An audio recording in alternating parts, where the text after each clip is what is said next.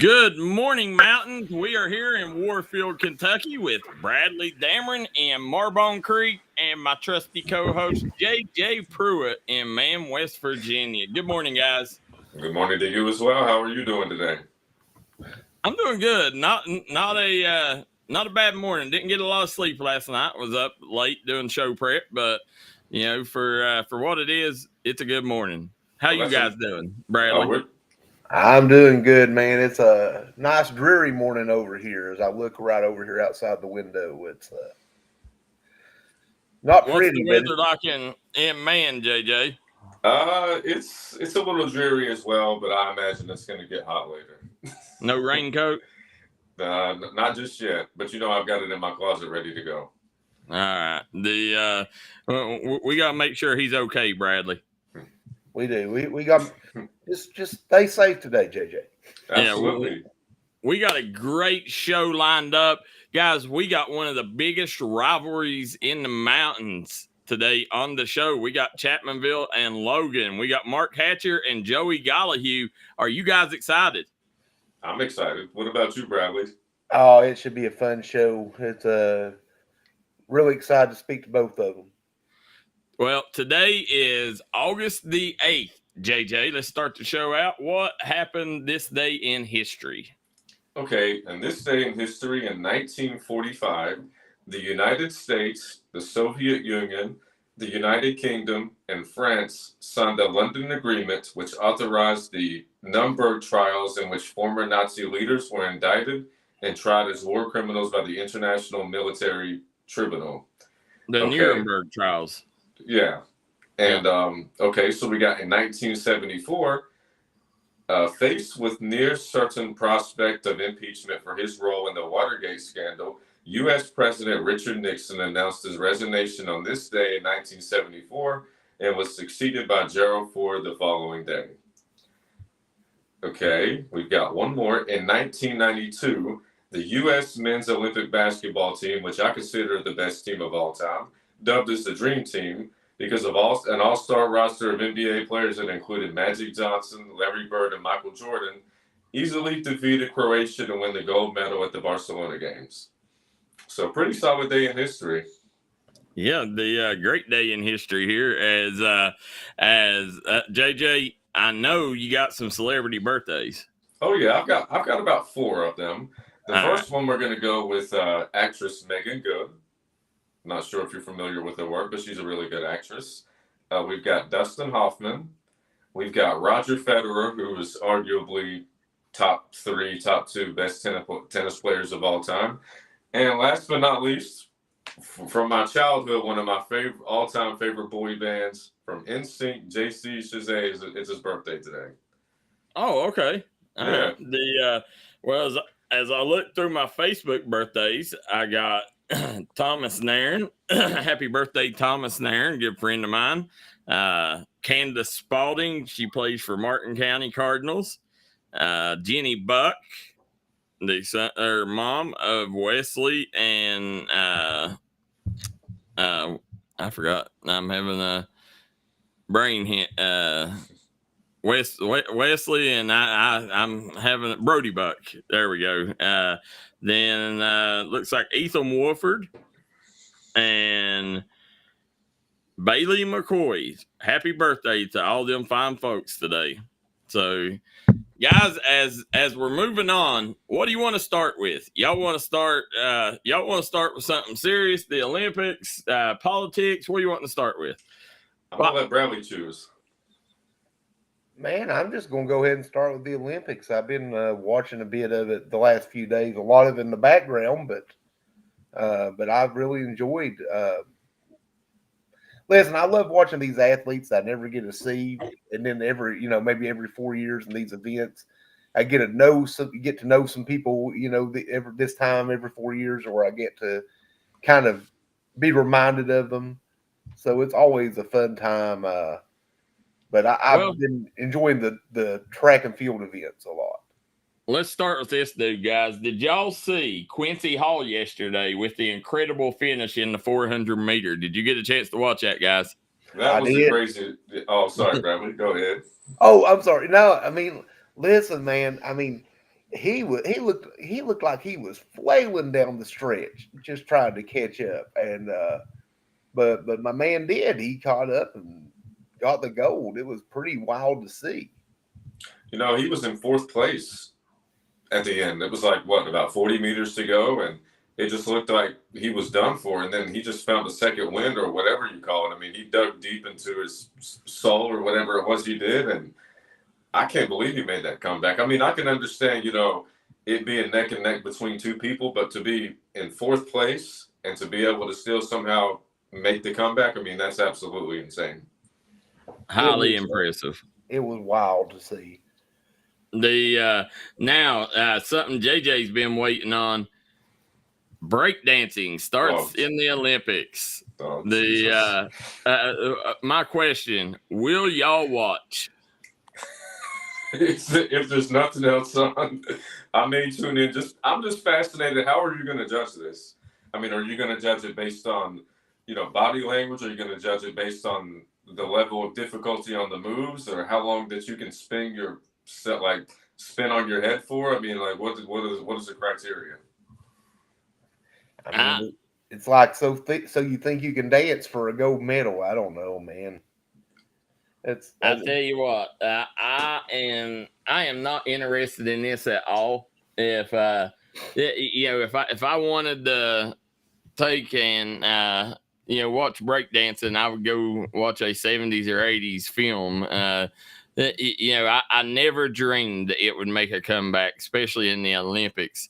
But hey, to each their own, man. If there's a market for it, then go for it. But I gotta imagine that this is going to be one of them sports that lasts about a year or two, and then they'll get rid of it. Who's going to win it? Like, which country is the best? I mean, is it going to be like Japan, China? Is it going to be the U.S.? I would think it's going to be Asians. An Asian country. We were good at popping locking back in the day. I mean, I'll just say this. You remember the other day when I was saying I was watching guys climb a rock wall? I would rather watch the guys climb a rock wall than watch this breakdancing. I think that's how far down on the list it is for me. That's bad. Well, and it goes to my Olympic frustration this year. As you've heard me on the show say all summer, I think Paris has handled the Olympics, and the IOC has handled the Olympics about as worse as you could handle it. So, it does not surprise me. That this is happening. So as we move on, guys, I don't know if you guys got a chance to see, but let me make sure I get her name correct here. The Lin Yu Ting advances to the gold medal round and will face Amani Khalif in the gold medal. Now, the interesting thing, if you may remember, these are both the ones that originally people was calling transgenders, but after tests, come find out these ladies was born females. So, that goes to what we was talking about the other day. I personally, listen, if they was born females, then let the girls box and leave them alone. But if they wasn't, then that's where I got an issue, because everybody's got different levels of testosterone in their body. You cannot knock these ladies for, having great genetics or, whatever, I mean, that's my personal opinion. What's your thoughts? In an event where you figure out who's bigger, stronger, and faster, it's kind of difficult to knock someone for being bigger, stronger, and faster. Exactly. You know what I'm saying? It's, I mean, I really, I actually hate it for these two, because I hate the misinformation that was going around. Because they've really gone through it because of that, because people were saying that they were, biological males. They are not. And now they may be a bit of a medical anomaly, but doesn't mean that they're not women, right? So that's 100% correct. At the end of the day, if they're female, let them box, leave them alone. Because I actually I was on the other side at the beginning.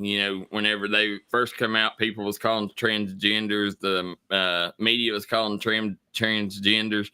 But I've actually went so far to the other side that I think that it's sad what happened to these young ladies, and I would really hate to be in their shoes when the entire world is mocking them. I'm with you on that, Darryl. And it's like we were talking, it might have been yesterday or the day before, like there's some sort of statistic out there, like 1 in every so many 100 females are born this way. So, I mean, it's just like we said, it's an example of like some people are just built differently. And, they can't help that at the end of the day.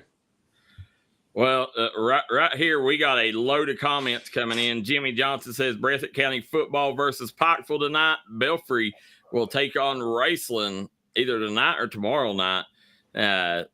Janice Roden says, good morning. Starting out a great day watching D&D startup show. Carl Little says, no, I will not be watching the breakdancing. So, Whitey, are you saying we will not see Betty Little breakdancing anytime soon? That's what I want to know. Jimmy Johnson sent us a video, said very inspiring video coaches should show their kids about Quincy Hall. We will look at that, Jimmy. We appreciate you sending them. The JJ Carl Whitey Little wants to know if JJ can break dance. No way. I can cut a rug if I need to, but I can't pop and lock and spin on my head or anything that crazy. Well, I agree with Daniel Williams. He says that he thinks it's crazy they put break dancing in the Olympics, and Billy Mount says only people locking. Said I want to see a football pads popping. Yeah, only popping and locking. Yeah, I agree with you 100%, Billy, as it's getting football season. But guys, we're up against the break. We got to take a quick commercial break. We'll be right back, guys, with Logan boys basketball coach Mark Hatcher. Come right back and join us on the Startup Morning Show. Award-winning tire shop that focuses on customer service that's family-owned and family-operated. Stop by and see our friends Jeremy and Chasta at Punk's Tires. If you have a hectic work schedule and you're looking for a non-stressful, convenient way to buy tires, take advantage of Punk's Tires appointment Saturdays. If they don't have the tire you're looking for, they guarantee it to have it the next day. Punk's Tires can take care of all your needs in tires, wheels, wheel alignments, brakes, rotors, minor mechanic work, and more. They'll treat you like family from the second you walk through the door. Come see us in Virgie, Kentucky, or give us a call at 606-639-TIRE. That's 606-639-TIRE. Central America, head to Sal's Steakhouse. Sizzle your senses with mouthwatering steaks, juicy burgers, savory chicken, and fall-off-the-bone ribs. Sal's Steakhouse, where your taste buds will thank you. Unleash the flavor at Sal's. Taste tradition, taste the difference.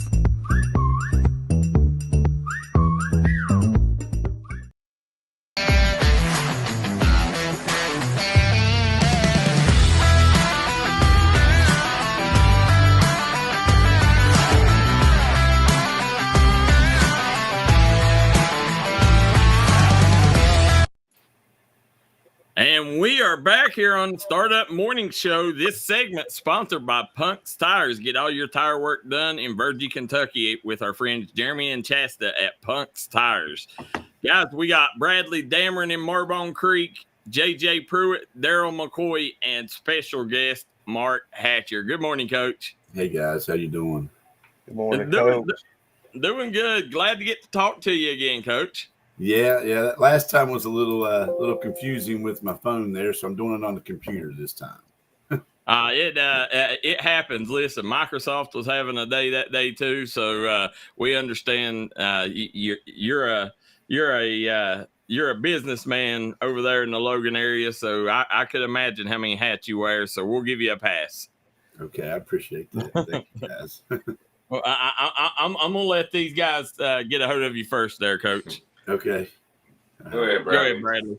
So, Coach, the last time you were on, we were talking a little bit about, 3-point shot and how it's changed the game. And I know you were wanting to elaborate on that a bit, and you guys were, shooting a lot of threes way back in the day before a lot of teams were.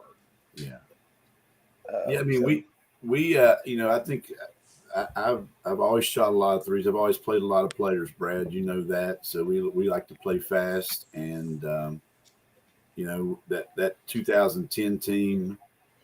We run a secondary break, so we like to get to spots, and if we get to spots and we have open threes, we shoot them. I mean, I only run shooters to those spots, so if they're open, they got the green light to shoot it. Now, if it's a 1-point game with 5 seconds or 10 seconds, I might tell them to hold up or something like that, but most of the time they get a green light.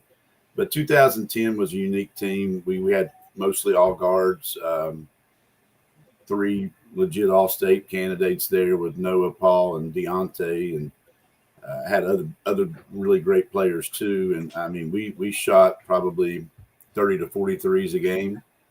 I think there were a couple of times we hit 15, 17 threes in a game. One time against Lincoln County, I think we hit 22 threes in one game. So I think we were 22 for 37 from the 3-point line that game.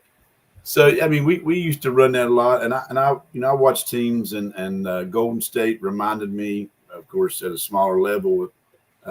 We sort of, I was like, hey, we sort of did that stuff a little bit before they did, but I just like open offenses. I like to do things. I also like quick hitters to get good shots, and you just got to look at your shooters. If you got guys that are better shooting off screens, you got to do different offenses. If you got guys who can stand still and others can create and kick, we've done that too. So, I had, but I also had Jonathan Bevins at one time and Lou Green, which we played a lot of inside out. So it's a little bit of both. Whatever we can do is what I'm going to try to do. Coach, I'm sitting here, I've been watching a lot of Olympic basketball here the last couple weeks, I guess, or what I kind of realized, and I've kind of realized it a bit, but it really brings it to the forefront, is how much the international game has affected like the game over here as well. You see a lot of teams use a lot more, NBA kind of got to where it's all ISO ball and stuff there for a while, and still does to some extent. Yeah. But you see a lot more ball movement and stuff, like watching some of these European teams, especially. There's a lot of ball movement with that. I just want you to kind of talk about like just how the game's changed that way. It's kind of going back. It seems like in some ways towards ball movement, and those types of fundamentals. Well, I think, there's been a lot of discussion about the 92 Dream Team. Could they beat this team? So the 92 Dream Team made all this happen. I mean, back in the day, we'd have 4 or 5 international guys in the whole NBA. There would only be 30 in all of NCAA Division I, in the top programs. And now half of rosters are foreign. And so I think the 92 team and David Stern really took basketball worldwide with that 92. And I think now we're seeing that, hey, this game is fun. This is a cool game to play. We don't have to kick it, and we can actually use our hands. So I think it's sort of starting to replace soccer in a lot of different countries and things like that. So, the foreign game, Bradley, I think if you go back and you look at like stuff that Mike D'Antoni was saying, and when he brought back from over there, if you go back and look at the 70s and 80s, those teams could not physically compete against the USA. Let's just be active. They look like robots out there, and we look like smooth players. They don't have any Clyde Drexlers back in the day. I think they focused on what they could do to compete, which is fundamentals. I mean, what's the least thing that we do in America is fundamentals. What's the thing they do the most is fundamentals. So how could they balance out that talent and that athleticism that we have? And I think that's a big part of why they innovated their game to be able to compete with us. Now you're seeing we've gotten away from fundamentals so much in America. I feel like travel ball is huge, and I know it's a huge money thing for everybody, but it's also, we play a lot of games, and in America, kids from 4 years old to 19 years old play hundreds of games a year, where back in our day, we'd play 30 games a year and practice 500, it seemed like, But I think that's where you're seeing a change. I think they're going back to the fundamental part. And I watch videos. I'm going to tell you, our if we don't change the way we play basketball in America, China and Japan and these places, if you look at what they're doing at the youth level, we're going to be 20 years from now. We won't be there. We'll still be in the running, but I think we'll get challenged by more than just 3 or 4 countries. We'll get challenged by every country. If you all, I'm sure you guys watch the videos, and they'll have 500 Chinese kids at 12 years old in gyms, just drills and drills and drills. So, and American kids don't like to do drills. Let's be honest. We want to play, and we want to go, and we want to see success really quick. And that's sort of what we're inclined to. So the European game is a really beautiful game right now. You're right. It does remind you, if you go back and look at the Bob Cousy, Bill Russell pass handoffs and, just all that stuff. It's, we're sort of reverting back to that kind of basketball, I believe. I'm glad you said that, Coach. Because this summer, and I've talked about it on the show here, with my son in the past, just like every parent, every parent wants their son to be on an AAU team, wants their son, to be able to play and travel and do all that. And, that's all fine and dandy. And I did that. I actually started an AAU program. I guess if I didn't have a son, I probably wouldn't have started it that soon, but started it up. And the last couple of years, that's all we've done. This summer, really hit the grind and done nothing but workouts and camps. And you've really started to see the growth and polishing off his game. I agree. I think all these games being played, there's not enough focus on the fundamentals and, the right way to play the game. They're not learning that before they're just thrown out there in AAU, and then they're stuck in AAU for the next 4 years playing. Right. And, they're not really getting the practice and the skill development that we seen back in the day. And Darryl, you take some of the local AAU teams or travel ball teams around here that actually have stuck together, that play a lot together.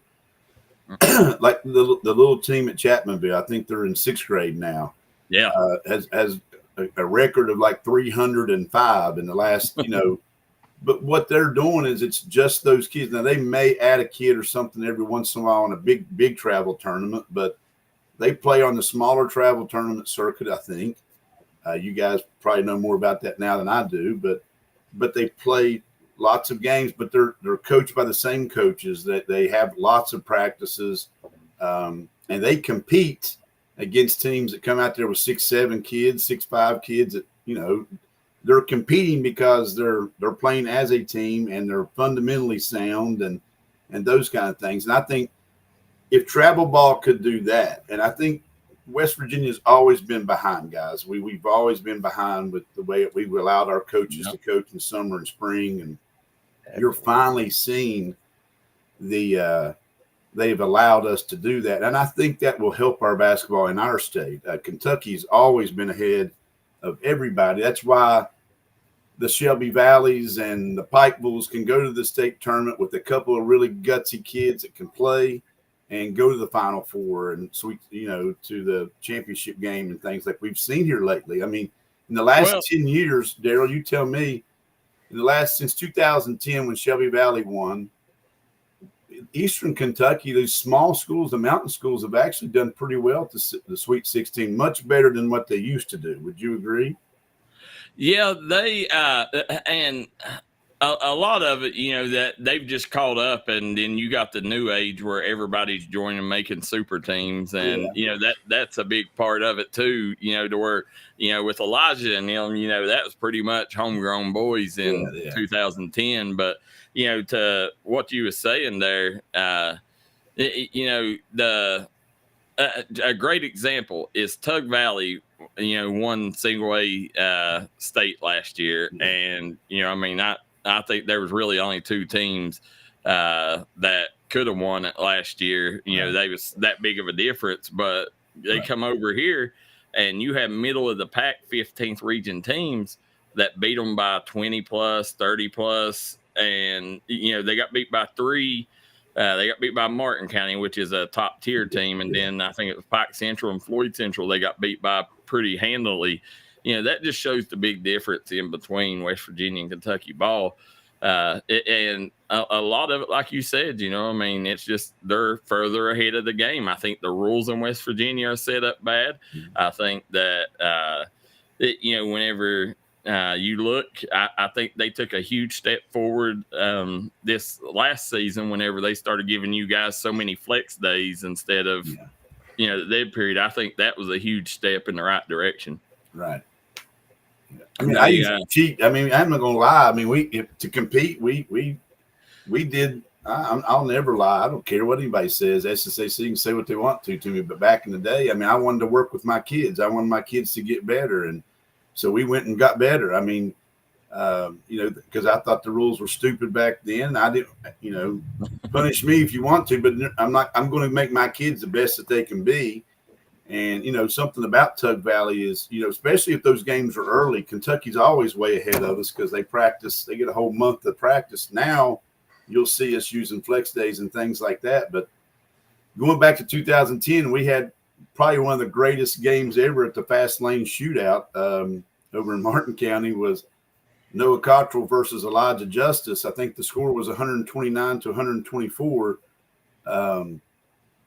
That was one of that game was streamed back in the day on the what's the TV station over there in Hazard, but WYMT. It was live. I mean, and it was very well watched. It was an exciting game. They had a whole month of practice on us where we had a week and a half, but would have loved to have played that game at the end of the year at Rupp or something and seen that crowd. But yeah, I think West Virginia's doing a better job, but you know, another thing about Kentucky is they pay their coaches a whole lot better.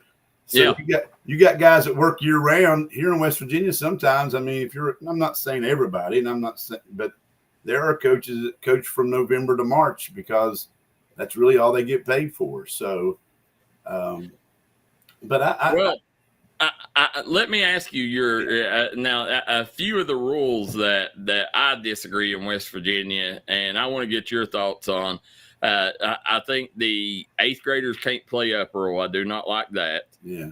I think the limited quarters, where you're only limited to 5 quarters, I think it is. It's 6 might be quarters 6 now. They finally changed that last year. Yes. Yeah, 6 now. I think, you know, that's stupid. I think the fact that you guys got only get to play 22 games in a season is one of the biggest detriments. I think, you know, that causes a lot of kids to leave and come to other states, especially if you're on the border, because, you know, I was talking to a kid the other day, and a kid right here in the area plays in West Virginia, told me that he's probably going to transfer over to Kentucky because he's only got 1 year and he would like to get them extra 14, 15 games in, you know, like doing Kentucky. But, you know, just on some of them rules there, what's your thoughts on them?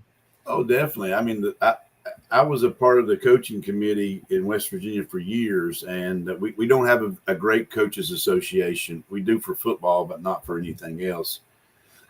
So me and probably 10 or 12 coaches have really fought back in the day. We fought to get the bigger sectionals and to be able to. So, you know, how many years, Brad, you know this, Logan and Wimpson from the 60s to the 90s were the 2 best teams in the state a lot of those times and had to play each other the first game, first one's out. So we really fought hard to get that second chance, much like Kentucky. You get into the regional, now it's single elimination, but at least you had an opportunity to lose the district championship game and still advance. And so we fought hard for that. The 4 quarters and 5 quarter rule, we always thought that was stupid. I mean, that's just a stupid rule. Now they give 6. I mean, I get the wear and tear, but if you're going to allow kids to play 7,000 games in a weekend, I believe they can play more than 4 quarters in a night. Amen. So, I can remember the old days if Willie Akers would shake the hand of Jennings Boyd and say, "Are we going to do no quarter? We're not counting quarters tonight," and they would agree to not count quarters. So they would just throw the JV scorebook away, rip up those pages, and hey, they didn't have any proof. So I can remember those days when we had to count quarters. But we did. West Virginia is listening more to high school. High school is their moneymaker. So I think we and I said not necessarily the last 9 years, but here I'll get back on board now. But we've had a big push by the West Virginia coaches to go at the SSAC and say, "Hey, we are your moneymaker.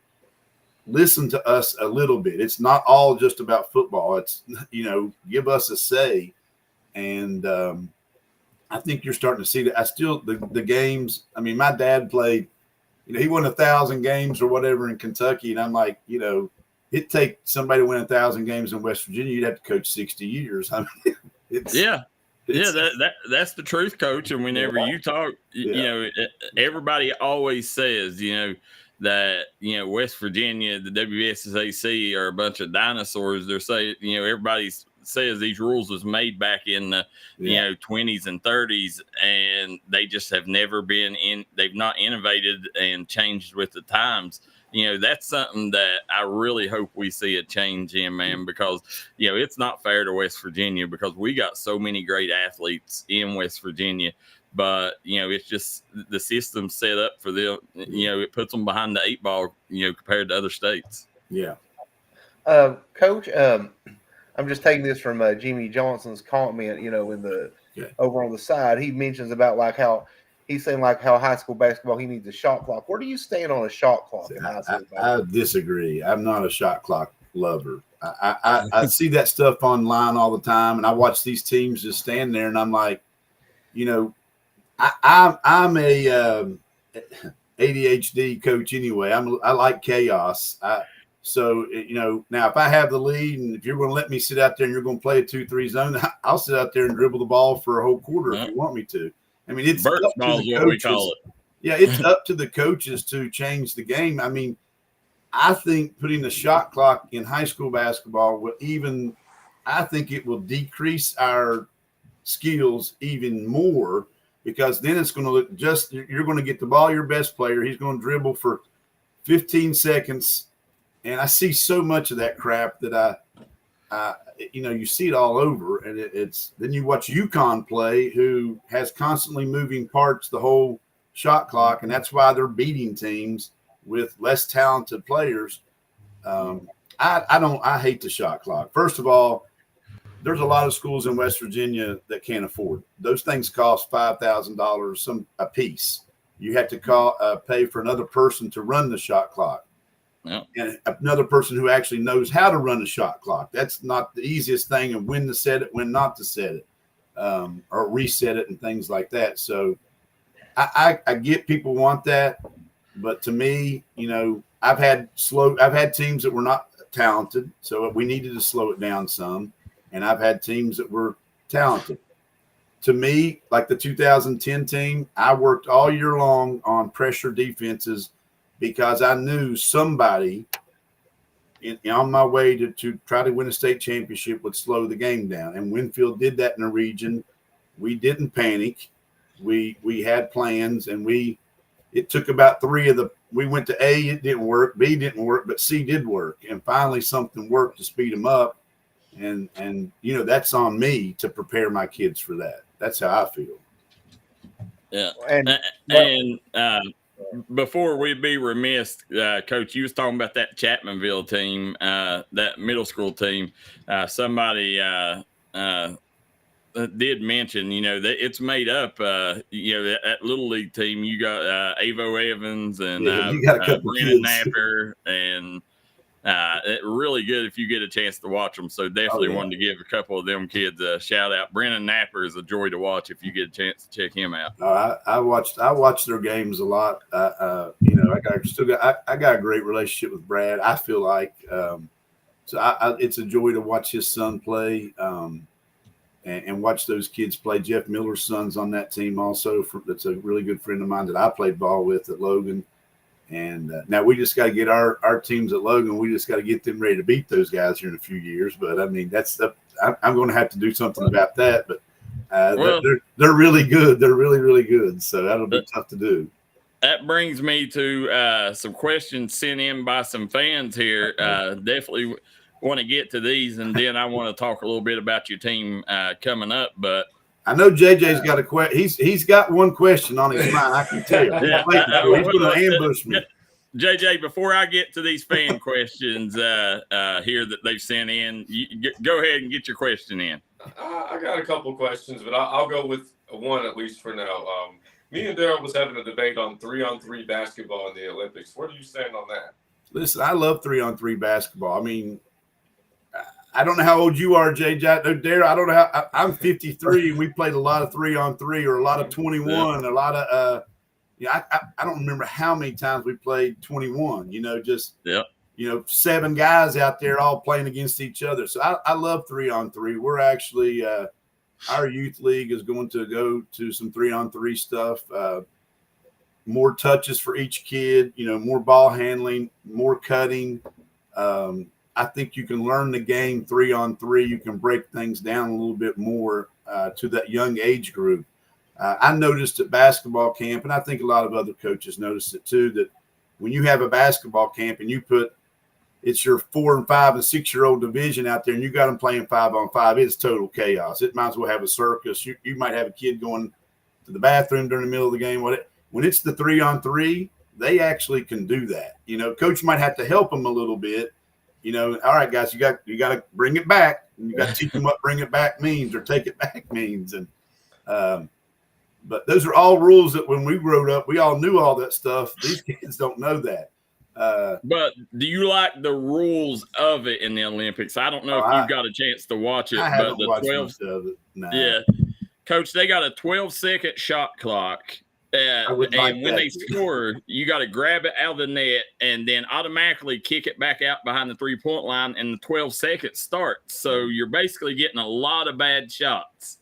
Yeah, see, I don't like if that's what's encouraging, then I don't like it. No, I don't like that way. I would rather just play 3-on-3 and 24-by-4, right? Yeah. Now I might put a shot clock. I don't think I want C3 Serbians playing Yugoslavia or Russia and then stalling the ball on 3-on-3 in the Olympics. But 12 seconds to me sounds like a lot of like you say, a lot of bad fundamentals. We should be really good at it then in America then. So. Exactly. And we weren't. The Coach, here's questions coming in by the fans. Okay. Says Logan has a rich tradition of owning Logan County basketball until the last 8 to 10 years. Seems that Chapmanville has dominated the recent history. How do you think the rivalry has changed, and what's it look like for the future?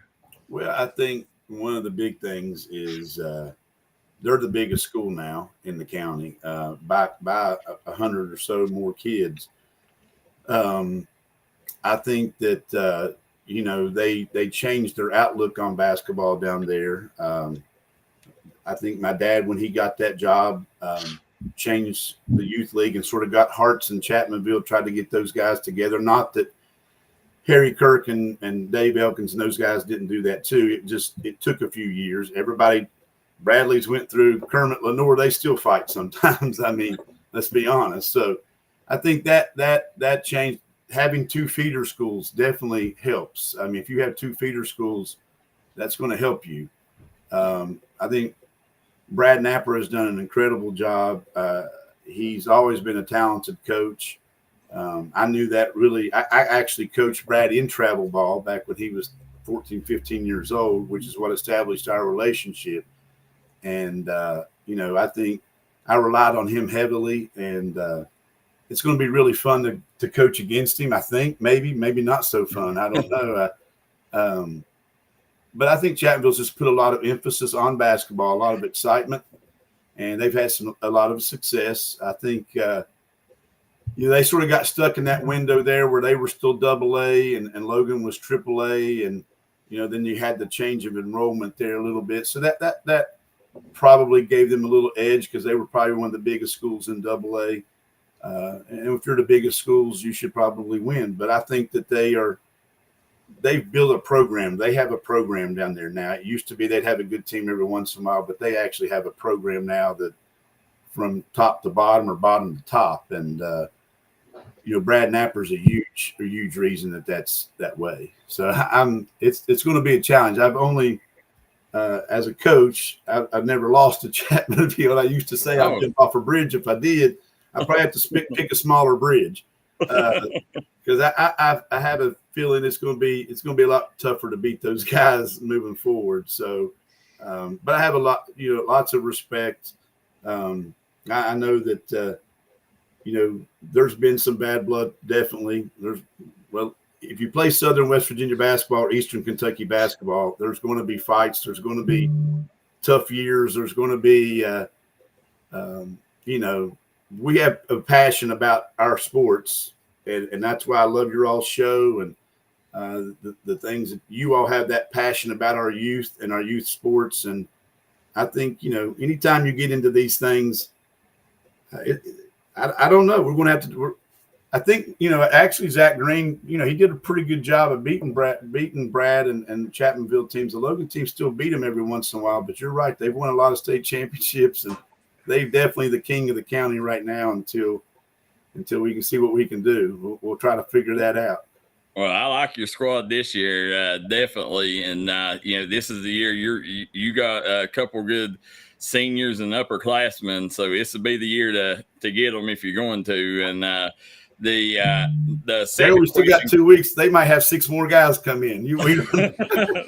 That's be honest. Let's get to the real answer. They sort of learned how to do things like some of the other schools in the county, wink, wink, used to do. So, I'm just good. I'm honest. I can't hide it anyway. So, well, the second question coming in is fan wants to know: do you think the direction of basketball in West Virginia is heading to an Elite 16 similar to Kentucky? I think that the path. The super regional, which I'm not really happy that the super regional started this year. Like I said on the show the last time, if you all remember that, they did it after the schedules were already made. But I do like the idea where we're going. I think they're going to try that out this year. I believe in the next 1 or 2 years, it'll be a north and a south. Not a big fan of that because as you guys know, the South part, especially in AA and Single A, we got lots of schools in the South, not so many in the North. So, that's going to be, you're going to have 12 really good schools fighting for 4 spots in the South, and you might just have 2 or 3 really good schools in the North fighting for 4 spots. So not such a big fan of that, but I do feel like we're going to get to where the thing that the Coaches Association wants in West Virginia is to seed the entire state. We already do it in football.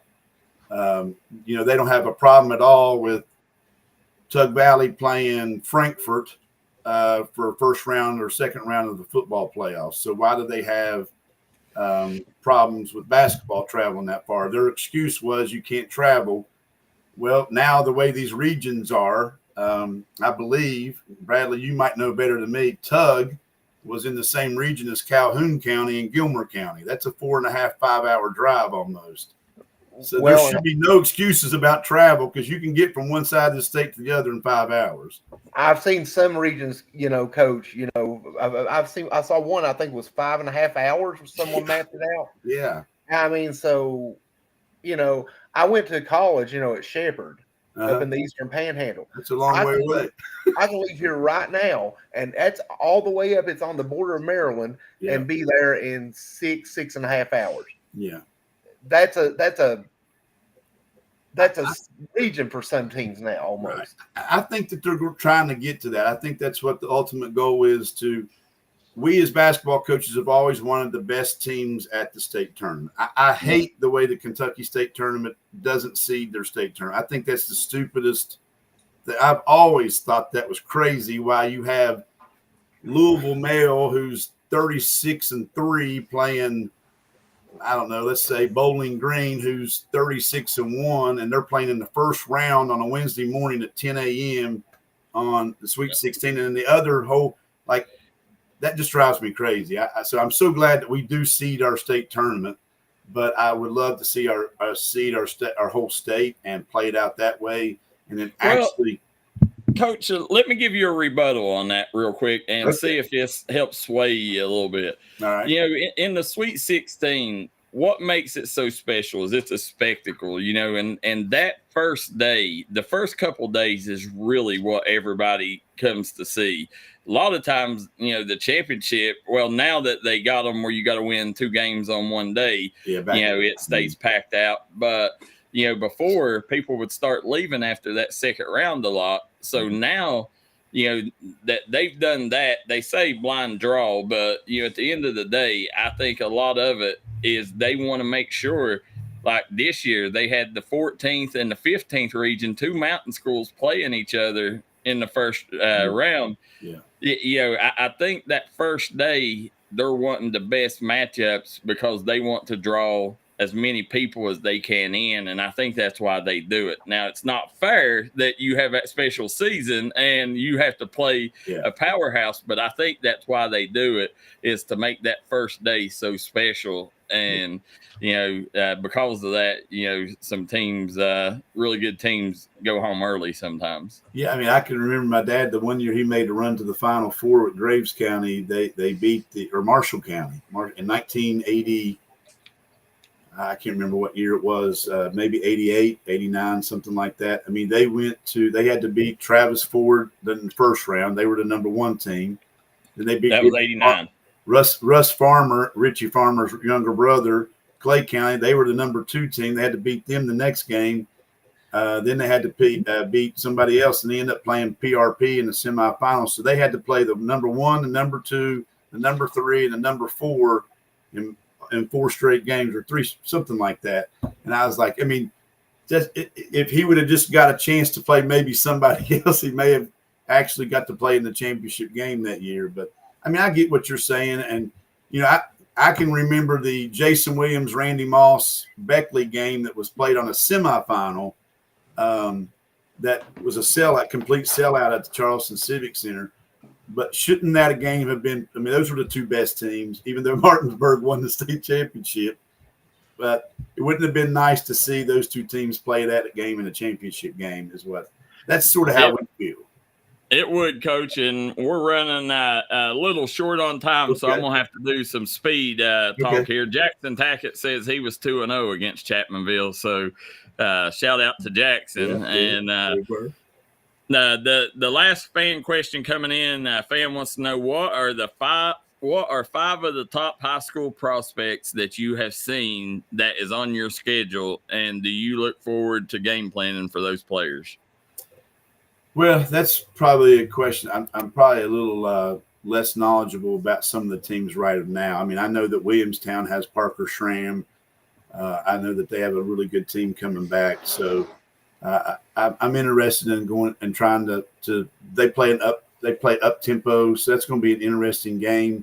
You know, I throw the whole kitchen sink at you, Darryl. If I can't stop you with one thing, I'll just throw something else. And I'm not afraid to put 3 guys in deny and 2 guys just sitting in the paint, which is called a combo. I mean, whatever I got to try to do to stop a team, I'll try to do. I mean, you know, Joey Gollieu, I don't want him to get 1 shot off, but I don't know if I'll be able to stop that. But I really don't even want to let him get a shot off. So, you know, we just – I think that's different things with different coaches. I prepare a little differently because I will throw everything at you if I have to try to win. So I sort of try to prepare our guys to be able to play multiple defenses just for that reason. I'm not prideful in saying I'm just going to play this or I'm just going to play that.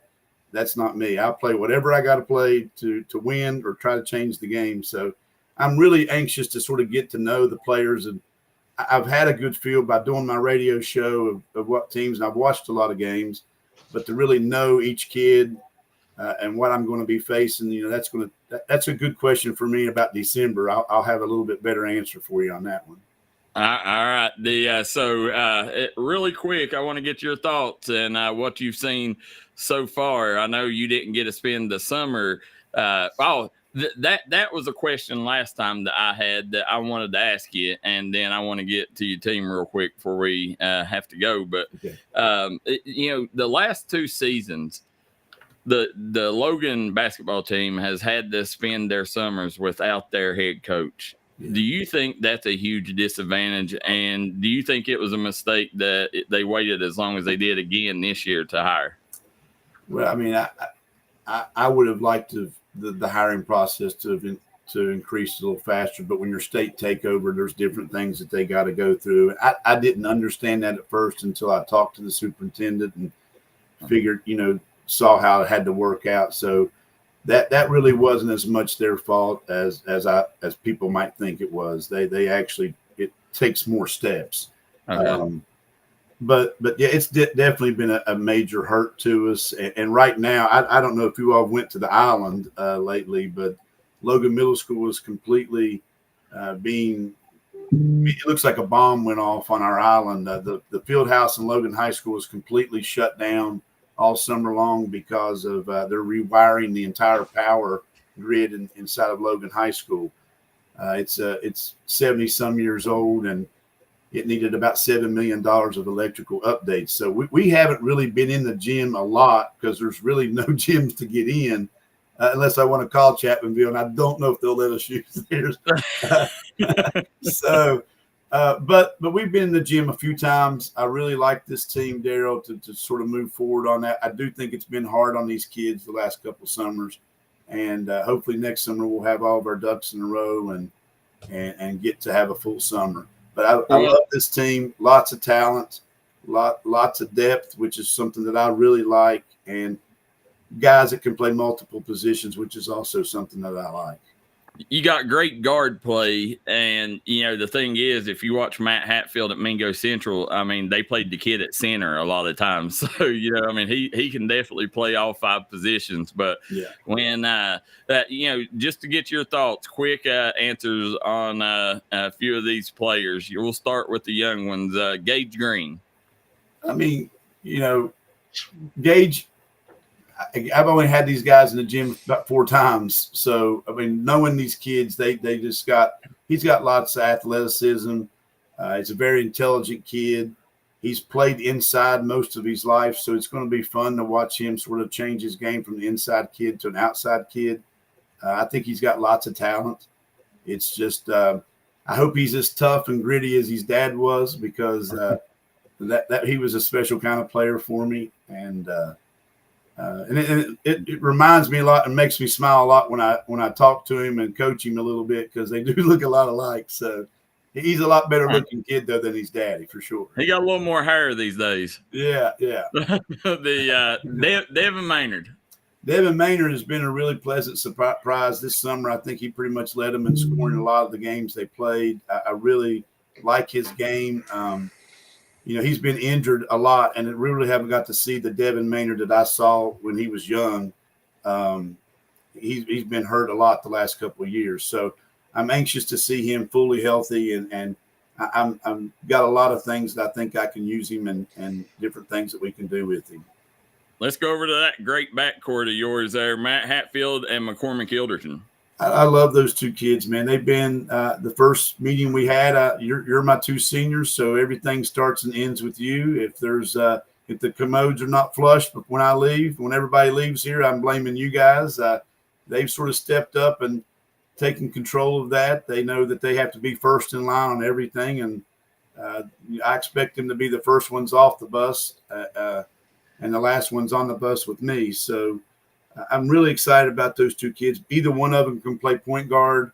They really are both very good defensively, and they're very unselfish. So I really like those kids. You got one of the biggest front lines in the mountains, Zayden Sherrod and Ivan Miller. Yeah, both of them. I mean, I'm excited about coaching both of those. Zay is I got to coach Jackson Tackett, and Zay's his nephew. And, I mean, I got to coach Jackson in that little thing that we had, Mountain Dreams Media had there last year, which was awesome, that alumni thing. And Zay, to me, reminds me so much of him. He just has an eye for the ball, really goes and gets it. Really nice kid to talk to. I've been really impressed by his effort. Ivan has been playing a lot of baseball, but really excited about doing things. I really feel like Ivan he can play in the post, but I also know that he can handle the ball and do things there because I saw him do that at the middle school level, and I think you guys saw him do it at the middle school level too. He knows how to do that also. And two of the biggest surprises that I seen this summer was Bentley Williamson and Grayson Sanders. Both of them played really well this summer. What's your thoughts on them? Well, I haven't got to really do much with Bentley. Grayson got to practice one time because those kids have been playing baseball. Lucas Lambert got to deal with, Yeah, I forgot about Lucas, yeah. I mean, there's Zoe Murphy, Landon Hall. Yeah. There's so many. Mason Spence is another kid that we haven't talked about. All these kids are sort of the type of kids that I like. They can play multiple positions. They got some athleticism. I really like the closeness that middle school team has. That's something that I've always hoped that my teams become is very close. So if we can continue that, I think that's going to be a strong point for those guys. I'm really excited about this group. I'm excited about our youth. Also, we have some really good talent in our younger ages, 7th grade, 8th grade, stuff like that. So I got a lot of work to do. There's no doubt about it. They're going to have to learn how I coach guys, and I've got to learn how they play. And I know there's going to be a little bit of difference now from 9 years ago, but I'm really excited about this bunch for sure. I love the future of Logan basketball. Matt Hatfield and McCormick Eldrin, if they do their job, and you got a load of young talent, and you mentioned Zoe Murphy, Lucas Lambert, Bentley Williamson, Grayson Sanders. Those are going to be 4 legends before they leave, I believe, because all 4 of them are tough, gritty, and they've been together a while now. So can't wait to see the Logan Wildcats. I know Bradley and JJ had a ton more questions, Coach, but we got to get to commercial break, and we got a Chapmanville Tiger coming on next, Coach. So we got Joey Gollyhue joining us. So we kept you a lot longer than we anticipated, but we're going to make you promise to come back again, Coach. Okay, tell Joey I'm going to put 3 guys on him all the time at all times. we'll send him the message, and Coach, in the next week or two, we want you to come back on because we still got a load more questions that we didn't get to. No problem. Anytime, guys. Thank you all. Thanks, Coach. All right. Guys, we're going to take a quick commercial break. Be right back here on the Startup Morning Show. Award-winning tire shop that focuses on customer service that's family-owned and family-operated. Stop by and see our friends Jeremy and Chasta at Punk's Tires. If you have a hectic work schedule and you're looking for a non-stressful, convenient way to buy tires, take advantage of Punk's Tires Appointment Saturdays. If they don't have the tire you're looking for, they guarantee it to have it the next day. Punk's Tires can take care of all your needs in tires, wheels, wheel alignments, brakes, rotors, minor mechanic work, and more. They'll treat you like family from the second you walk through the door. Come see us in Virgie, Kentucky, or give us a call at 606-639-TIRE. That's 606-639-TIRE. Made in America. What does that mean? It means jobs. It means craftsmanship. And when it comes to Vaughan Bassett furniture, it means value. And Kemper recognizes that. That's why they've dedicated an entire gallery to Vaughan Bassett. Made in America. See the quality. And now, see the price. Come see your favorite Kemper store in Hazard, London, or Somerset.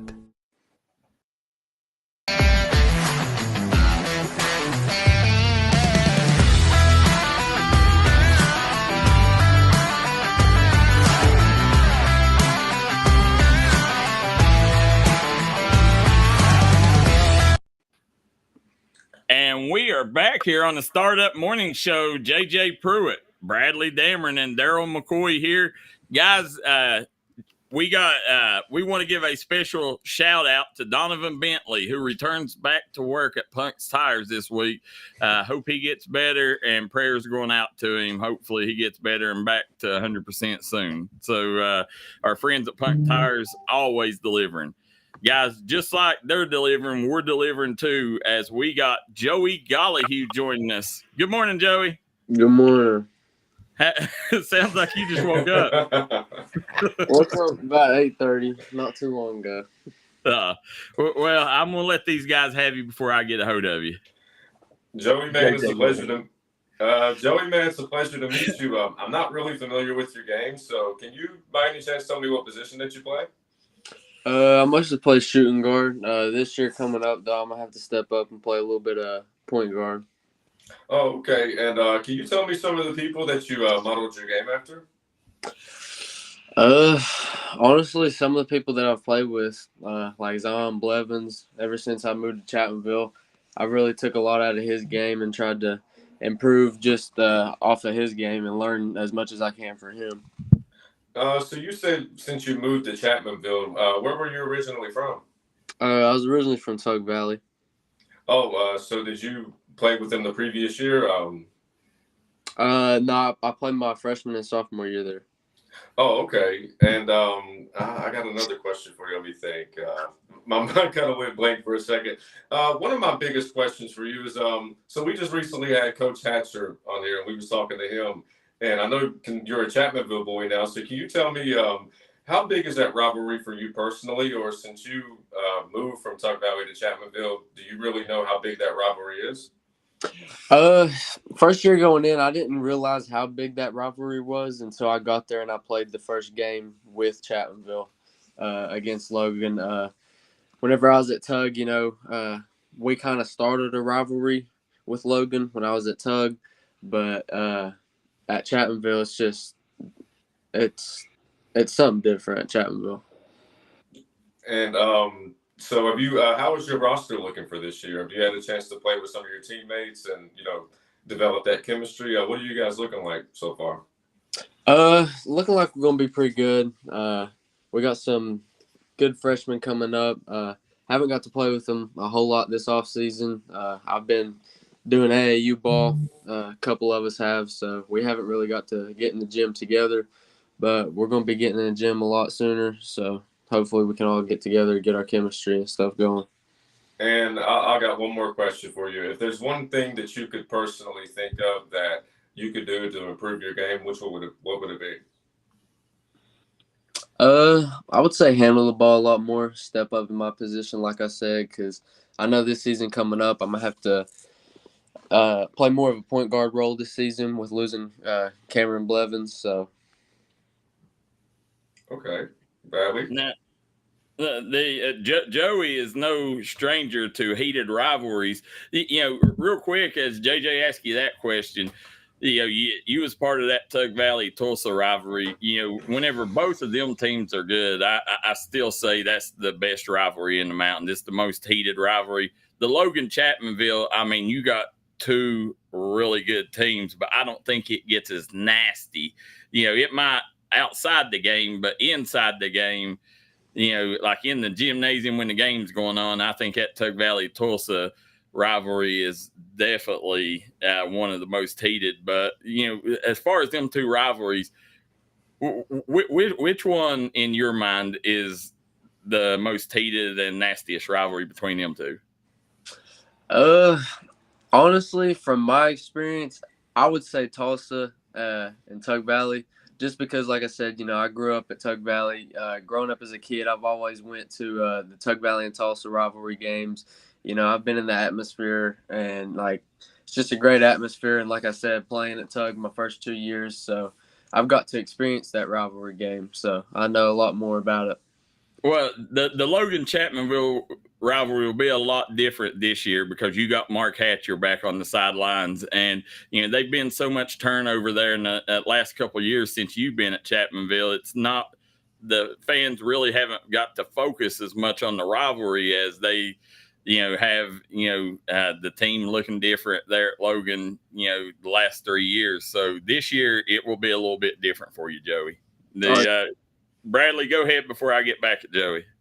That's okay. I mean, well, we just spoke with Coach Hatcher, and he already told us he's going to put 3 guys on you. So just be prepared for that. But Joey, last year was your first year at Chapmanville, and I know you were getting into a new system, a different style, all that. What things have you have you learned over the past year that that you have been able to incorporate into Chapmanville style that maybe wouldn't be as much of a thing that you would have done at Tug? Honestly, I would say winning and working as a team a lot more. You know, whenever I came to Chapmanville, Brad, I mean, he bases his I don't know what to say, but like he coaches, like he builds us to win, like prepares us to win. You know, he builds us a tough schedule, gets us through the season the way we're prepared for March. So, and with Brad, you know, there's nothing easy. So, you know, and that's one thing that, you know, you've had the courtesy of doing. You got to play for two legends, and not many people can say that, you know, in Rabbit and now Brad Napper. You know, between them two, what's the difference between them two coaches?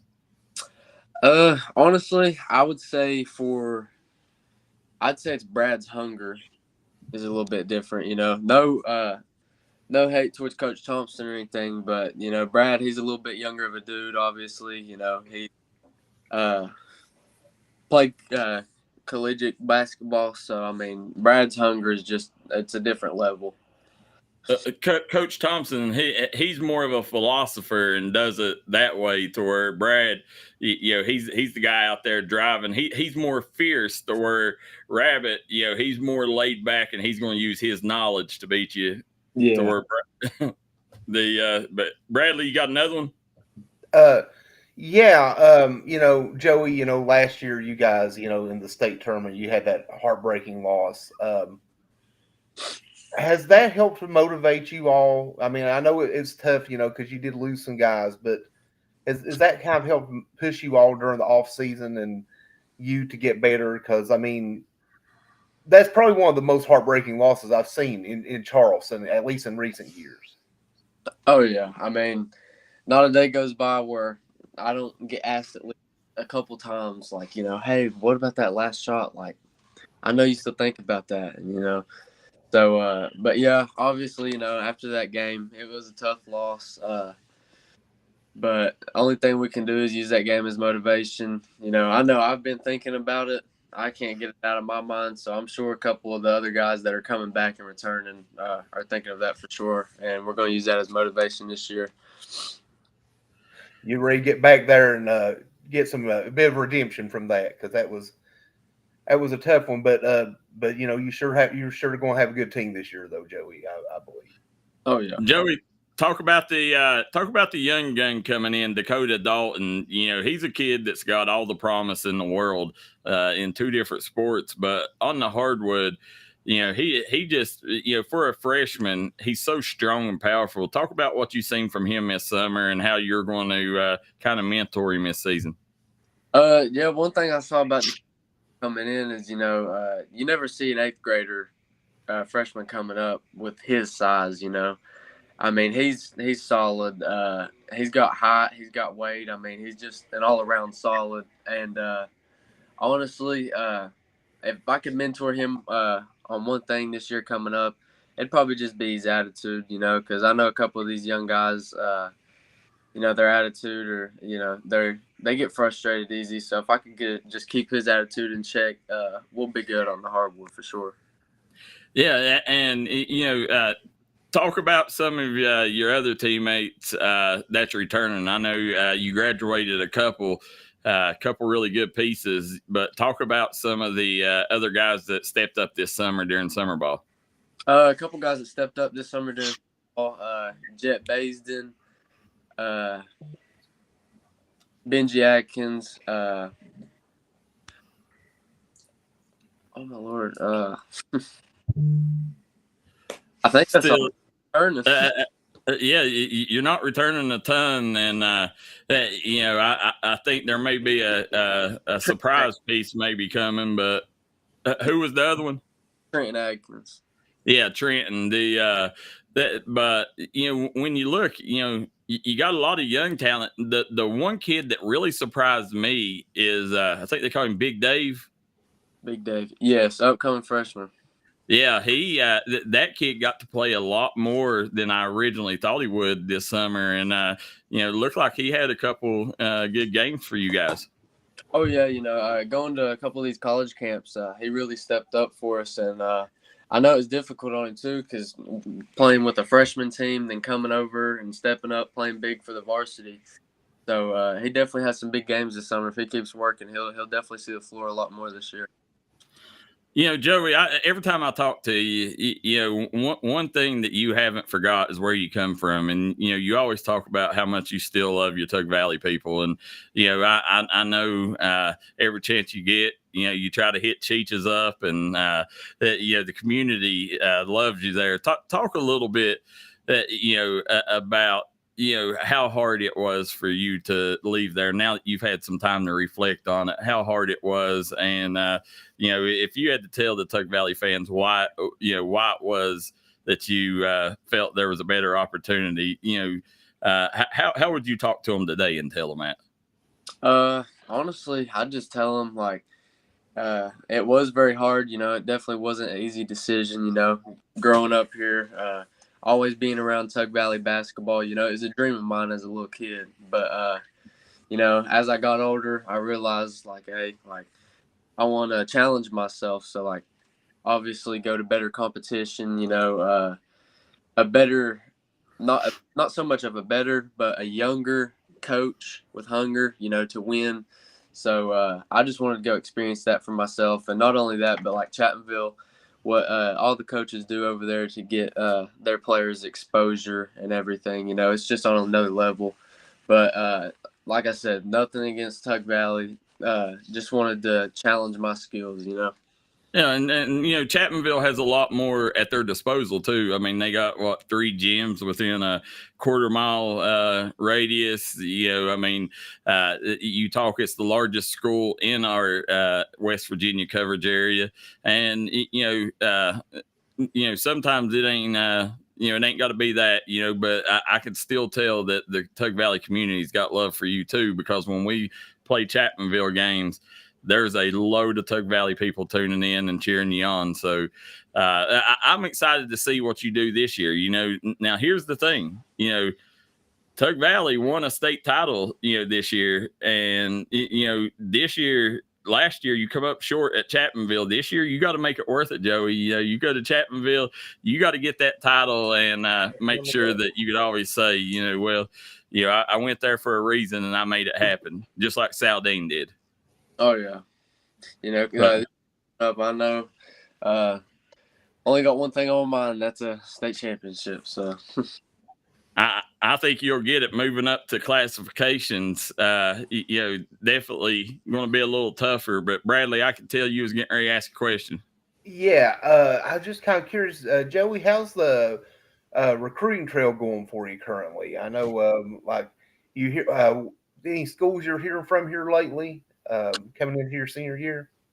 Yeah, I've heard from a couple.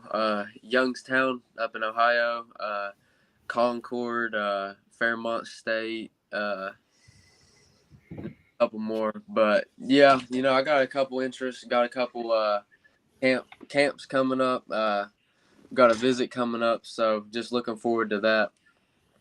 Yeah, the now that mentioning camps, what's the college camps you got scheduled? Scheduled coming up for this month. I think I have Concord and Fairmont State. Okay. Yeah, that both of them would be very good options, and I'm looking forward, Joey. I really, a lot of people, whenever they take and look at your game, everybody wants to see, that they know, they know what you can do. But what I want to see is, this year coming out, did Joey Gollihue put some emphasis on the weight room this summer? Have you felt like you've got stronger? I have, yes. Not only stronger, but I feel like I've gotten taller too. So. Oh, okay. No, yeah, for sure. I mean, as soon as season ended, me, a couple of my teammates, didn't take us 2 days till we was back in the gym. So, but yeah, definitely been in the weight room a little bit more. Gonna try and hit that more, and with the upcoming season. So no more Slim Reaper, right? No.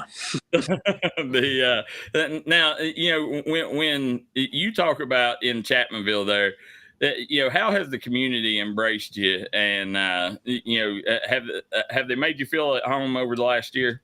Oh yeah, coming in Chapmanville, everybody there kind of took me in as one of their own. Never treated me any differently. Never treated me like a transfer.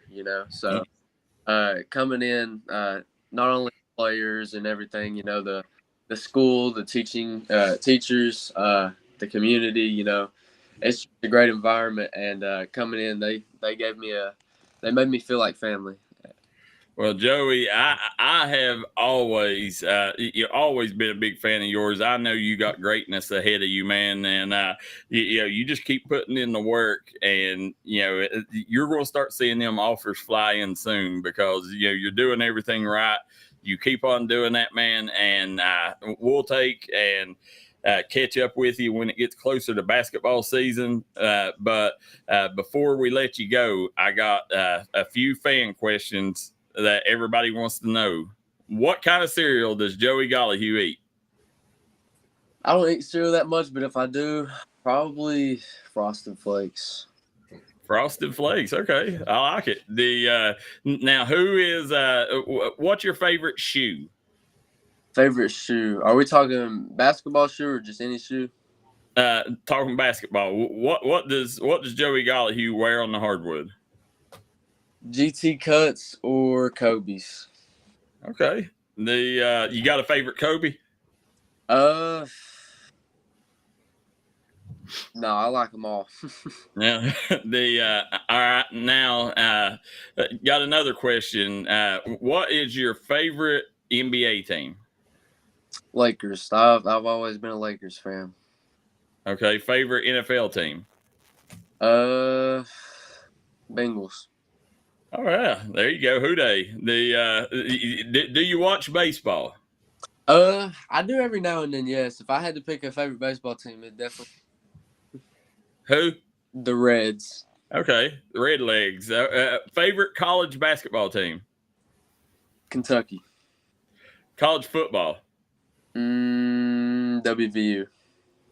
One thing I can say, you got good taste, Joey. Now, if we was to look through Joey's playlist, top 3 artists on Joey's playlist.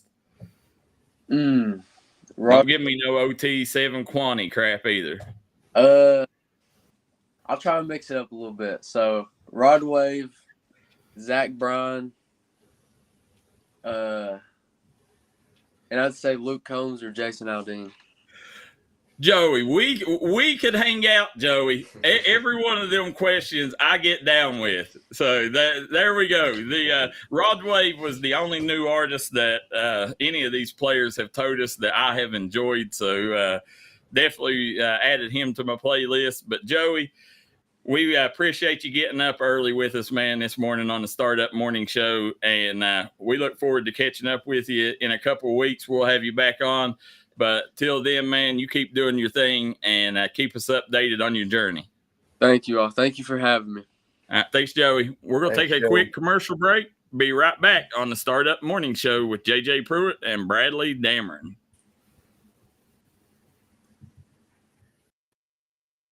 Pizza and pasta around. Stop by Conley Brothers Giovanni's in Prestonsburg, Kentucky. Right now, Conley Brothers Giovanni's now has a new drive-thru for your convenience. Great deals, great service. Conley Brothers Giovanni's, proud supporter of all mountain athletes.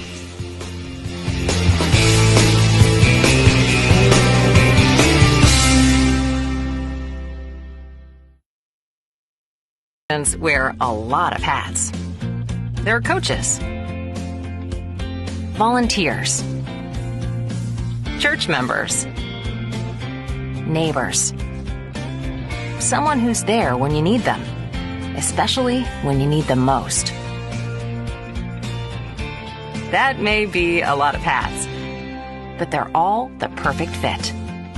Kentucky Farm Bureau, big on commitment.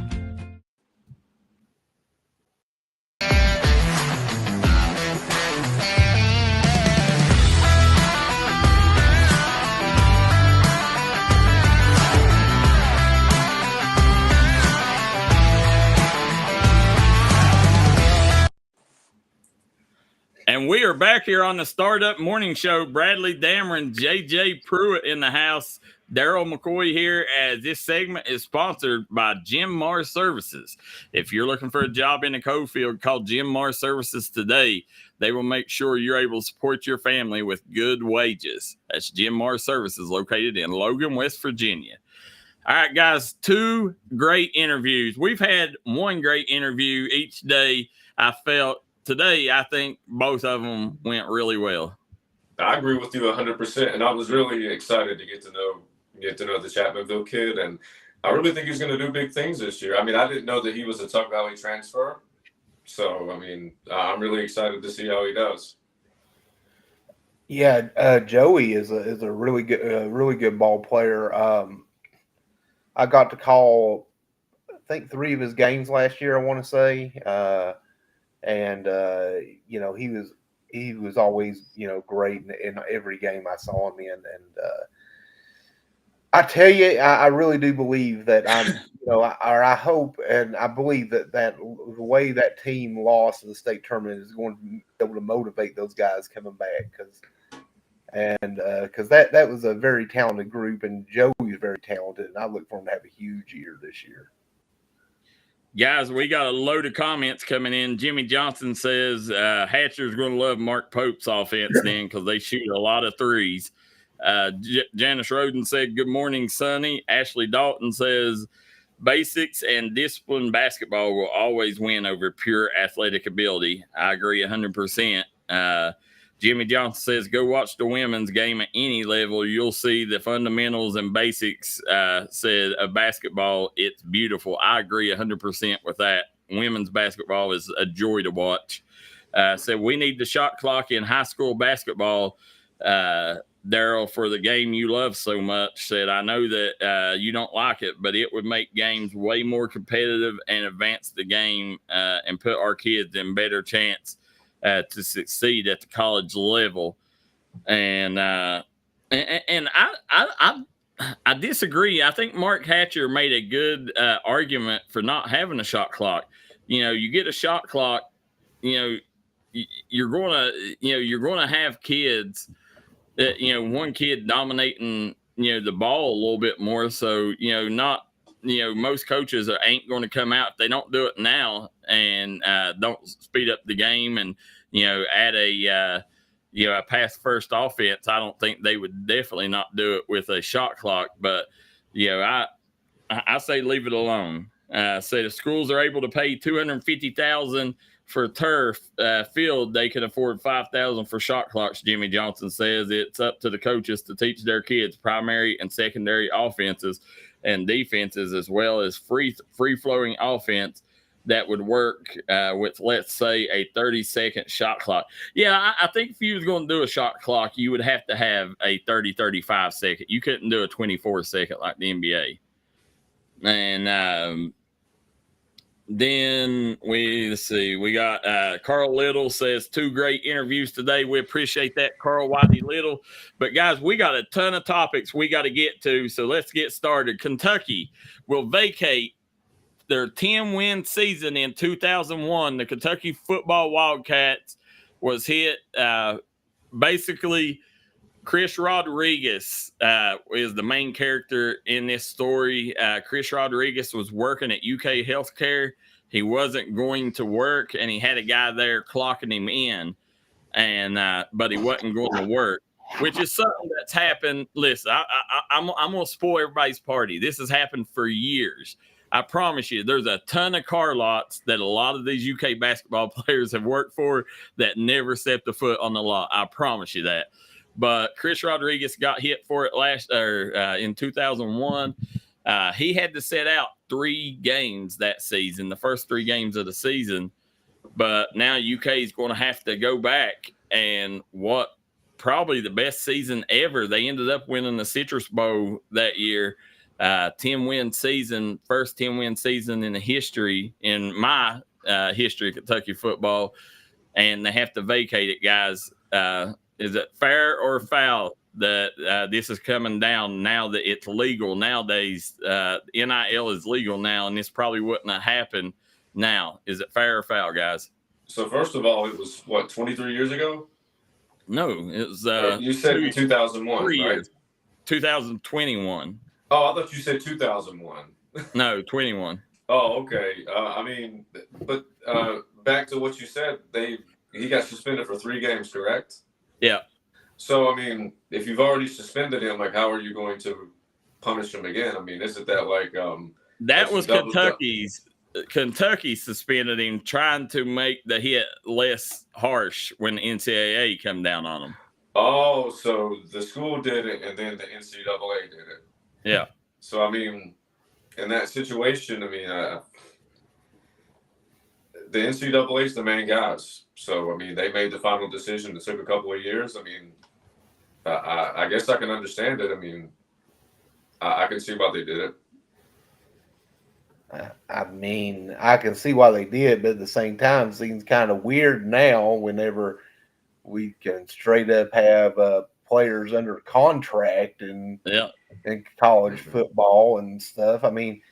It's like, you think back, when SMU was given the death penalty, which this was nowhere near those transgressions. But, I remember then, the whole comment was, one of the things is that when they wanted to stop, try to tone down some stuff, a booster said, well, we have a payroll to meet. It was one of the comments. Well, now there really is a payroll to meet, and it seems kind of weird to go back and punish schools for doing something that's legal now. So, I don't know.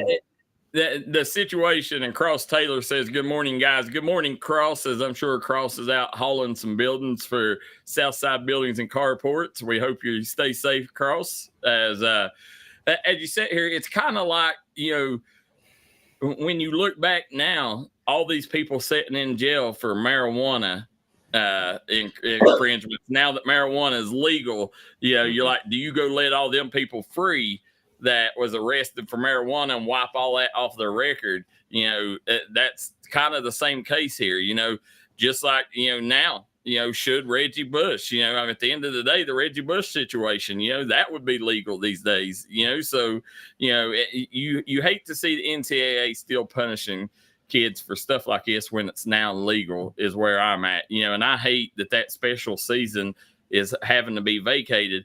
But at the end of the day, it could have been a lot worse. Vacating the season was the option they took to where, if they wouldn't have vacated the season, they would have probably had to set out a year of bowl eligibility and maybe lost a couple scholarships. So it was the lesser of two evils. And they'll still be remembered. I'll never forget it. That's always the weird thing about whenever they vacate wins and stuff. It's not like those games didn't happen. And it's not like people didn't go and enjoy them.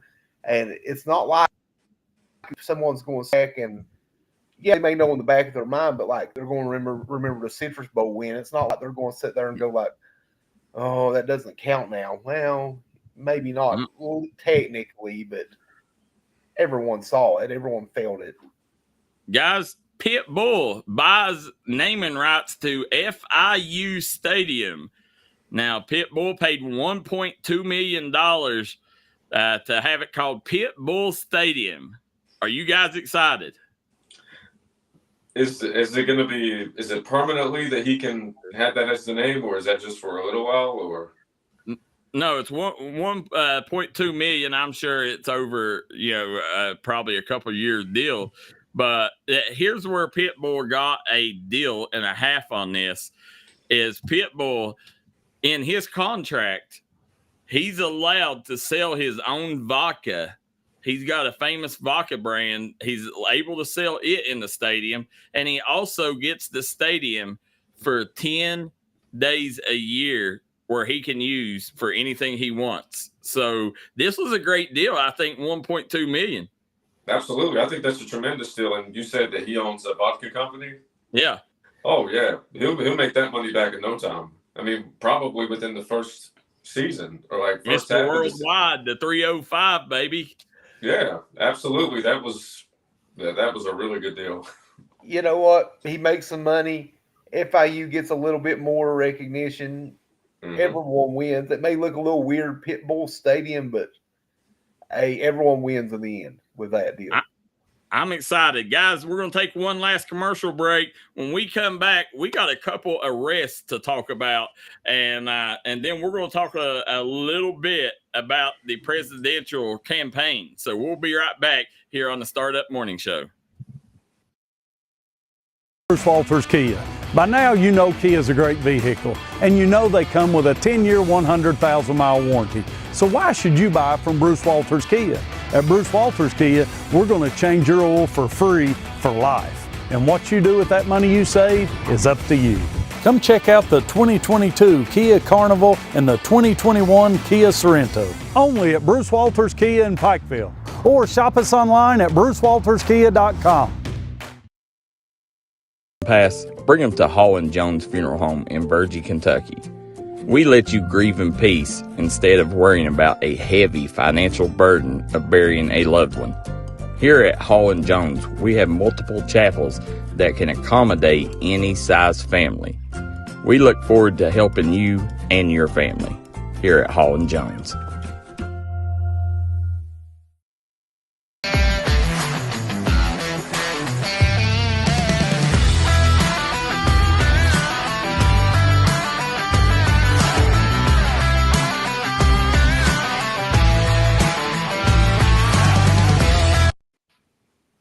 Back here on the Startup Morning Show, JJ Pruitt, Bradley Dameron, and Darryl McCoy here, guys. This segment is sponsored by our friends at Crace Construction, Crace Solid Rock Development. If you're looking to build your dream home today, call Willie Crace. He'll get it there, and he'll also get it for a good price. That's Willie Crace at Crace Solid Rock Development. Guys, as we're moving forward here, got a lot to talk about, not a lot of time to talk about it in, so let's get to it. I don't know if you guys seen the Dr. McKinney and MK McKinney, Josh Mullins, all was arrested for the murder of Amber Spradlin. As you sit here and look, their defense now is trying to get their bail lowered and charges dismissed. They're saying that Debbie Hall, who was the representative and the co-founder of the Justice for Amber page, she posted on her Facebook that she knew it was happening. This arrest was happening 2 weeks prior, and magically all the media was waiting outside the office for the arrest. They're saying that it had been tampered, that somehow stuff had got leaked out, and that now that's vital to this case, and the charges should be dropped because of that. But, when you're sitting here looking at the defense trying to lower, I think right now, Dr. Michael McKinney is out on a $250,000 house arrest bond. And then I think they set MK McKinney's at, I think it was like 1.5 million.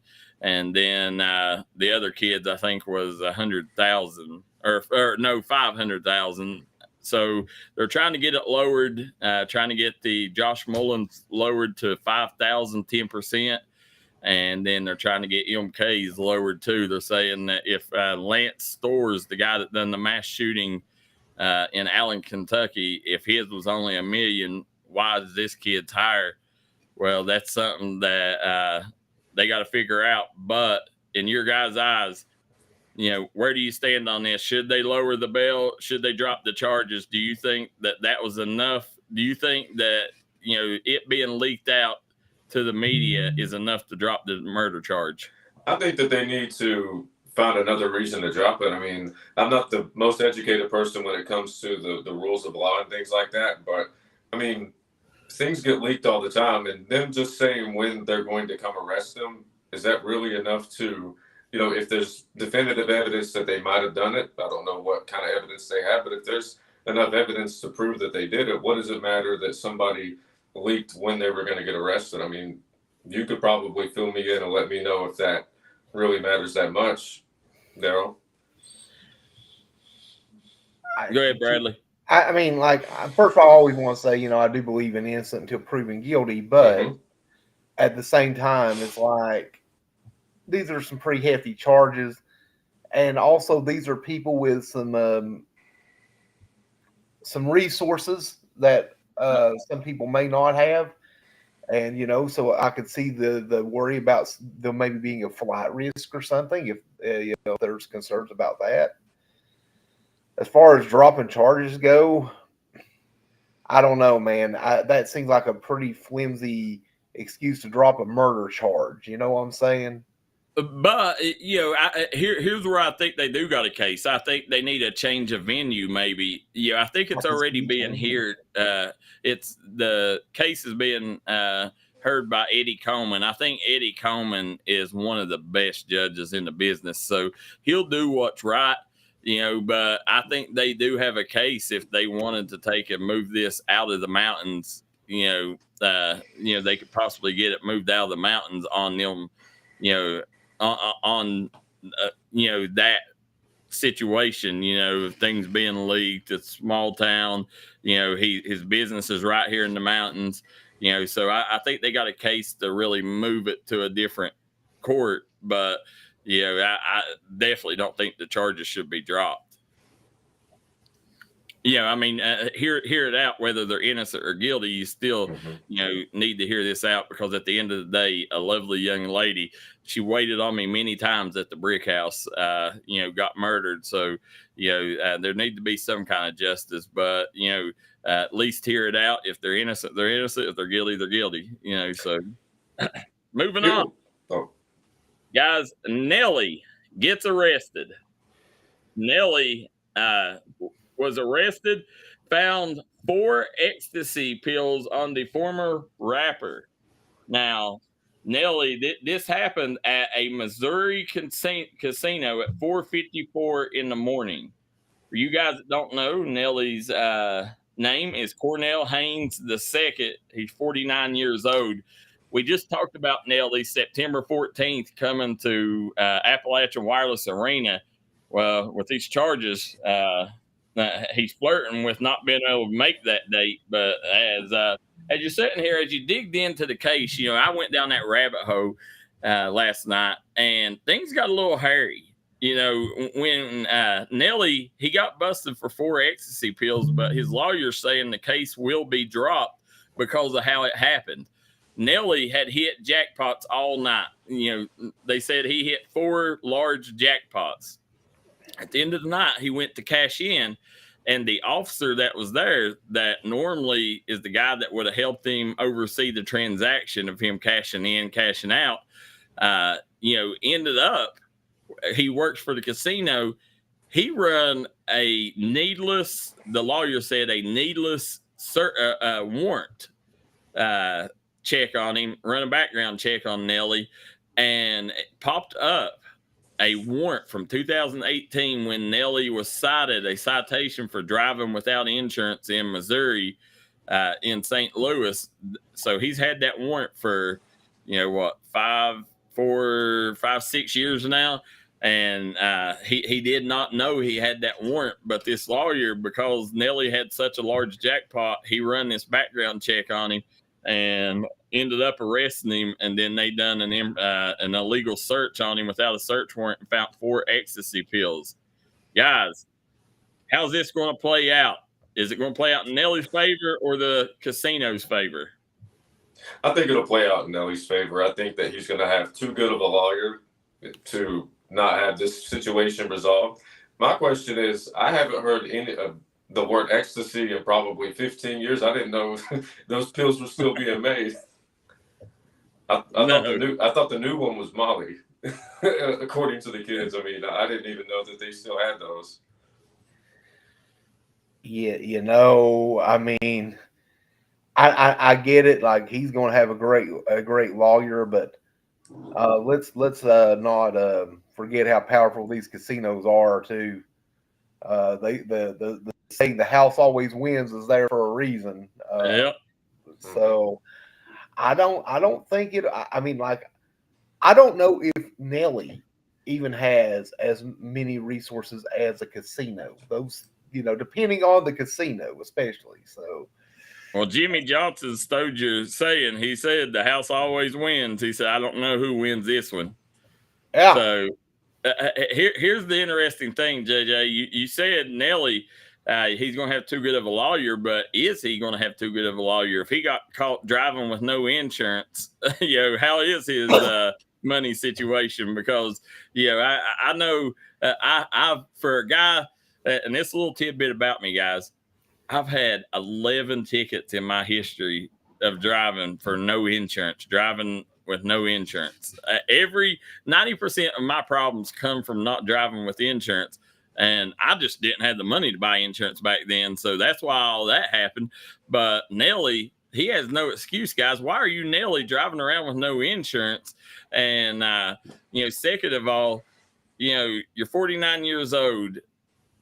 What are you doing in a casino at 4:54 in the morning in Missouri? I could give him a pass if this was in Vegas, but Nelly, do better with your life. Well, the thing is, Darryl. And why are you taking ecstasy at 49 years old? Come on. To give you a jolt, I mean. I could see if it was Viagra or something, guys, but, ecstasy, come on. I would say ecstasy might be a little bit stronger, I would imagine. Could be, but. I mean, the thing is, too, it was from 2018. At some point, you got to say, like, hey, Nelly, this is like 6 years ago. Maybe you should take care of your stuff, right? Maybe you should get your things in order. Like he had to know he was stopped without it. And yeah. Now, Jimmy Johnson says, now talking about a change of venue, a casino with millions of dollars, that's definitely a reason to change states in this case. And I agree. Also Nelly, he's beloved in St. Louis, so, I think that's one you could definitely say there's a need for a change of venue. So guys, as we move on, did you guys see this right here? Very sad story. JJ, have you ever heard of the rapper PMB? Let me make sure I get his name right here. Well, I take it you probably ain't if you haven't already heard of PMB, but want to make sure I get this case correct here. I think it's PMB Rock. PMB Rock. The jury finds Freddie Trone, 42 years old, of Los Angeles, guilty of sending his 17-year-old son to kill rapper PMP Rock. Jesus. Now, sad situation going on here because he was eating lunch with the mother of his 4-year-old daughter, and they walked into a restaurant and ended up a chicken and waffles restaurant and ended up shooting him and robbing him. Well, come to find out, the dad's saying that he had nothing to do with it, but they got video of the dad dropping the kid off, and he put a 17-year-old son up to it. Guys, parents have a lot of persuasion over their kids. Would you be smart enough at the age of 17 if your dad told you to go shoot somebody and rob somebody to tell him no? I think that I would be, absolutely. But you know what? Everybody's upbringing is a little different. I was always somebody I never, gave into the temptation of peer pressure or anything like that. Like I was always somebody that would make rational decisions and knew right from wrong. But, everybody's upbringing is different. So, I mean, he could have been a kid that got abused a lot and, he was seeking approval from his father. And then maybe, he did it anyways. I'm not sure what the circumstances are, but for me personally, with my upbringing and what I went through, I would have absolutely known not to do that. Bradley? I would have known not to do that, but I will say this, and I'm kind of going off what you were saying, JJ. I know certain situations, certain people, if I believe if their dad put them up to it, they would. Because everyone's different. It depends on how it is. And, parents have to take the responsibilities for their kids, especially in the situation where one of them puts one up for murder someone. So, I don't know, man. That's a horrible and sad case. Very sad case. I hate to hear it, guys. Guys, don't know if you guys got to see this, but did you guys see the case, the Appalachian State football player jerking the helmet off and swinging it at one of his teammates. Check this out.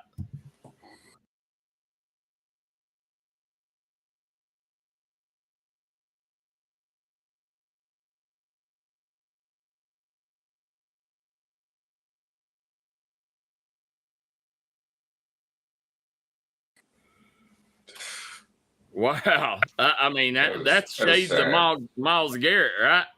That is sad. That's a guy who doesn't need to be on that football team anymore. Well, that leads to my question. Can you leave him on the team after that, Bradley?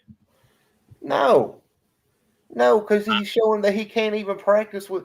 I mean, it's one thing to get into scuffles, but you're literally taking someone's helmet and hitting them. You're basically it's showing that you're going to take a weapon to your teammate, to a guy you're going to have to go in and rely on game after game, day after day.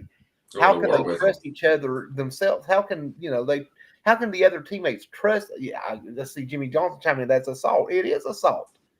Absolutely. And, there's no way that you can leave a loose cannon. If a kid has the mind withdrawal to take a helmet off and use it as a weapon, how could his teammates feel comfortable around that kid? And I'd be worried about retaliation. I mean, you could tell that guy he was about to go down to his knees before they cut the video off there. That's a tough situation, man. Even as mad as I got, and I've gotten some fights in football in grade school, but I would never ever take a helmet and try to hit somebody. You can mess someone up. You could kill someone doing that. Yep, absolutely. You could kill sad situation. Guys, as we move on, Kamala Harris, as we know, she named her campaign manager, and I'm going to tie two stories together here, guys. All right, for you guys, I know JJ wanted to talk about this guy right here, and we'll get to him. But yesterday in Detroit, Kamala Harris has her campaign in Detroit, Michigan. She got one of her biggest followings so far to date on the campaign trail in Detroit. Was one of the biggest showings, but there's some fans that was there protesting. Let's take a look at it, and then I'll break it down for you.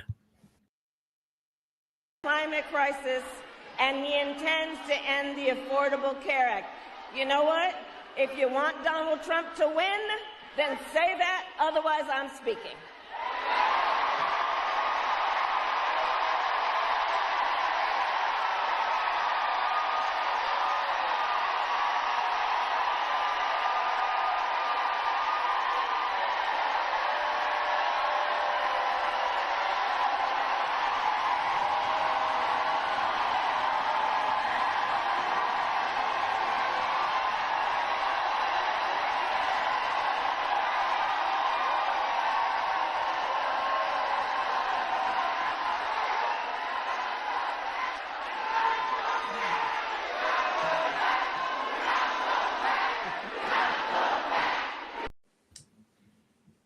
Now, that brings us, for you guys that don't know, there was protesters protesting the genocide that's going on in Gaza, and they was hollering, Camilla, you can't hide. We won't vote for genocide. And then, she ended up scolding them and saying, if you don't vote for Donald, or if you want to vote for Donald Trump, then do it or say it, but quit hiding behind that. And then at the end, you heard the Kamala supporters saying, we're not going back. Well, me and JJ yesterday, it's funny that come up in the news last night, because yesterday, we really got educated on the situation on the Gaza Strip right now by this guy, Justin Collins of Logan, West Virginia. He was standing in town square with a Palestinian flag, and in his support of Palestine, and it's Israel's war against Hamas, I think it is, right, Bradley? Yes. Yeah. But JJ, little 6 degrees separation. I mean, that must be a huge upgoing in America, for it to happen at the Kamala Harris campaign, and then us seeing a supporter in Logan of it. Absolutely. And me and Darryl and I were very surprised. I mean, we were just driving around doing some advertisement. I said, Darryl, I said, what flag is that? And, we finally figured out that it was a Palestinian flag. And, we got to the stoplight, rolled the window down, and, we asked him, what are you protesting? And he told us that they were trying to do a genocide on the Palestinians. And we were, it's just one of those examples where, if you don't know, without asking, I mean, a lot of people are quick to judge because, we live in a very small town and, everybody's passionate about America. So when you see a flag like that, you're trying to figure out like, what in the world are they trying to do? Because it's crazy to see that in such a small town. But once he broke it down and explained to us that he was protesting because they were trying to do a genocide, it made much more sense that you were on the good side of it. Is that safe to say, Darryl? Yeah, 100%. Most people when they see, I guess when they see flags like that, they automatically think, maybe. Yes, support terrorism, especially when it comes to the Middle East countries. But I don't know enough about the situation. But right now, I did read a little bit on it, and it seems like there's a lot of innocent people, a lot of innocent Palestinians dying right now on the Gaza Strip. So, I think the Republicans are wanting them to go over there and for U.S. to step in and help protect them people, to where the Democrats are not wanting to send the soldiers back over there. Well, I mean, honestly, Darryl, it's actually kind of been, it's been kind of turned into a thing where if you support Israel, then you're for everything Israel's doing, including what that guy's protesting against. Yep. So it's you kind of got flipped a little bit there, as to how that narrative has been spun. I think it's a very complex issue. I think something that some people aren't taking into account. One, Hamas did go over there and murder a bunch of Israelis, and it's pretty tough when you're going against Hamas because they also use civilians to hide. Yeah. So, but it's a very complex issue. Could there things be done differently?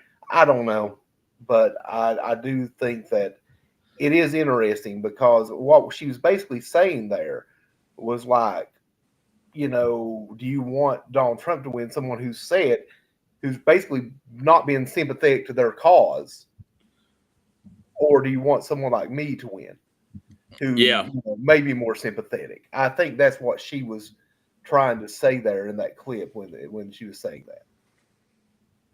I don't know either way. The way she handled it, I think, was completely classless, and especially with the stare down, and I don't know. The more I see her, the more that I think she's a bad choice. I think I'm one to say it, but as a Trump supporter, but I think that be presidential in that situation is what I would say if you're running for president. So, guys, as we're moving on here, guys got a ton of other topics. Check out this guy wearing a D&D All-Star Game T-shirt. This is the grandpa of Ben Clayton. He is a former Tulsa Rebel. He played in our All-Star Game last year. This guy has been on a 3-week hike across the Yellowstone Park and the Grand Tetons, and a 3-week hike on horseback.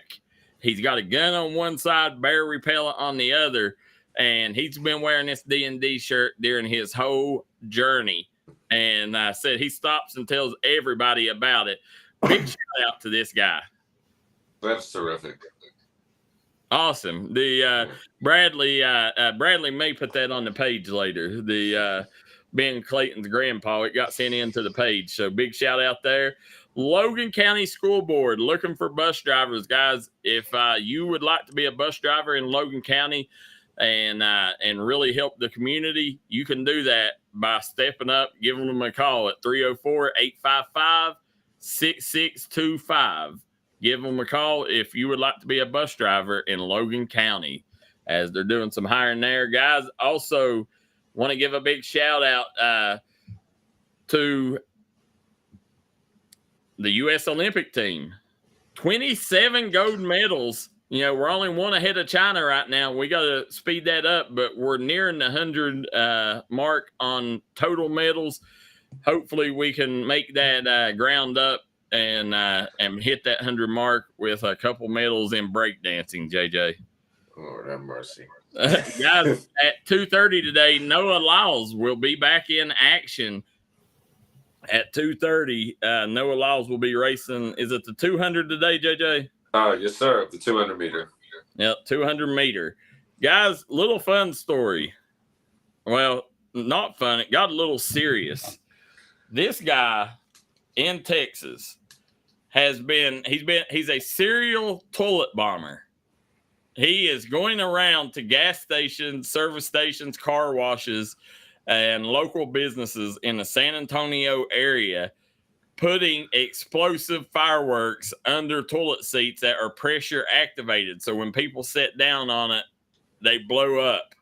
Now, how they found out is this guy got caught at a car wash. He was a regular customer that used his membership card, and he waits in the lobby until somebody goes in the bathroom and it blows up, and then he takes off. Well, that's how they ended up catching him, because he used his membership card at the car wash whenever he'd done this. And they ended up 42 cases of this. Said he is being convicted of bodily harm, vandalizing property, and using explosive technologies. Guys, what's your thought about the serial toilet bomber? Where do you find this stuff?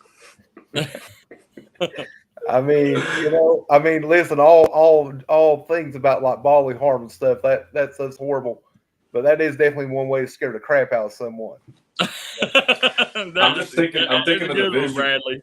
I'm thinking of the visual in my head of somebody like the dynamite exploding and somebody just being in the air. Yeah. But I'm just thankful nobody got killed or nobody was harmed. I'm glad it would literally scare the crap out of somebody. Now, what I would like better is, you see these videos where people put airbags under couches. Mm-hmm. Put an airbag under the toilet seat. That would be funny. But using explosives. Listen, at this day and time, that could be construed as a terroristic act. The Unabomber, the like whatever you call it, but that's what that reminded me of. And how powerful were these? Which I know, like even like little firecrackers can mess you up. No, they said one of them was an M80.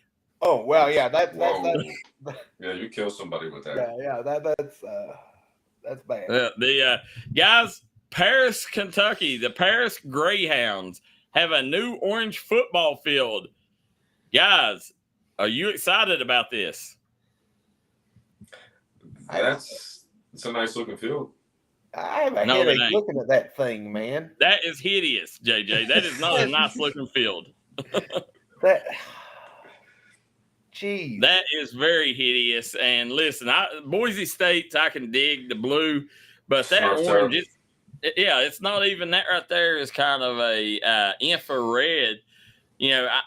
It's going to be neat, I guess, to for them players to get to play on it. But just the visual of it, I'm not digging it. I'm not digging it. Maybe a Halloween special. Yeah, there you go. So as we move on here, guys, The Conjuring, the movie The Conjuring, you guys remember it? Yes. Well, now it's in the news again, and tough situation here. Brian Dangasario has been fired from the Conjuring house. Said he's worked there for many years, but the new owner, Jacqueline Nunez, said the original owner, John Arnold, from the 1800s, told her that Desario stole $53,000. Now, she is known as a medium, a psychic medium, but she said that she spoke to John Arnold.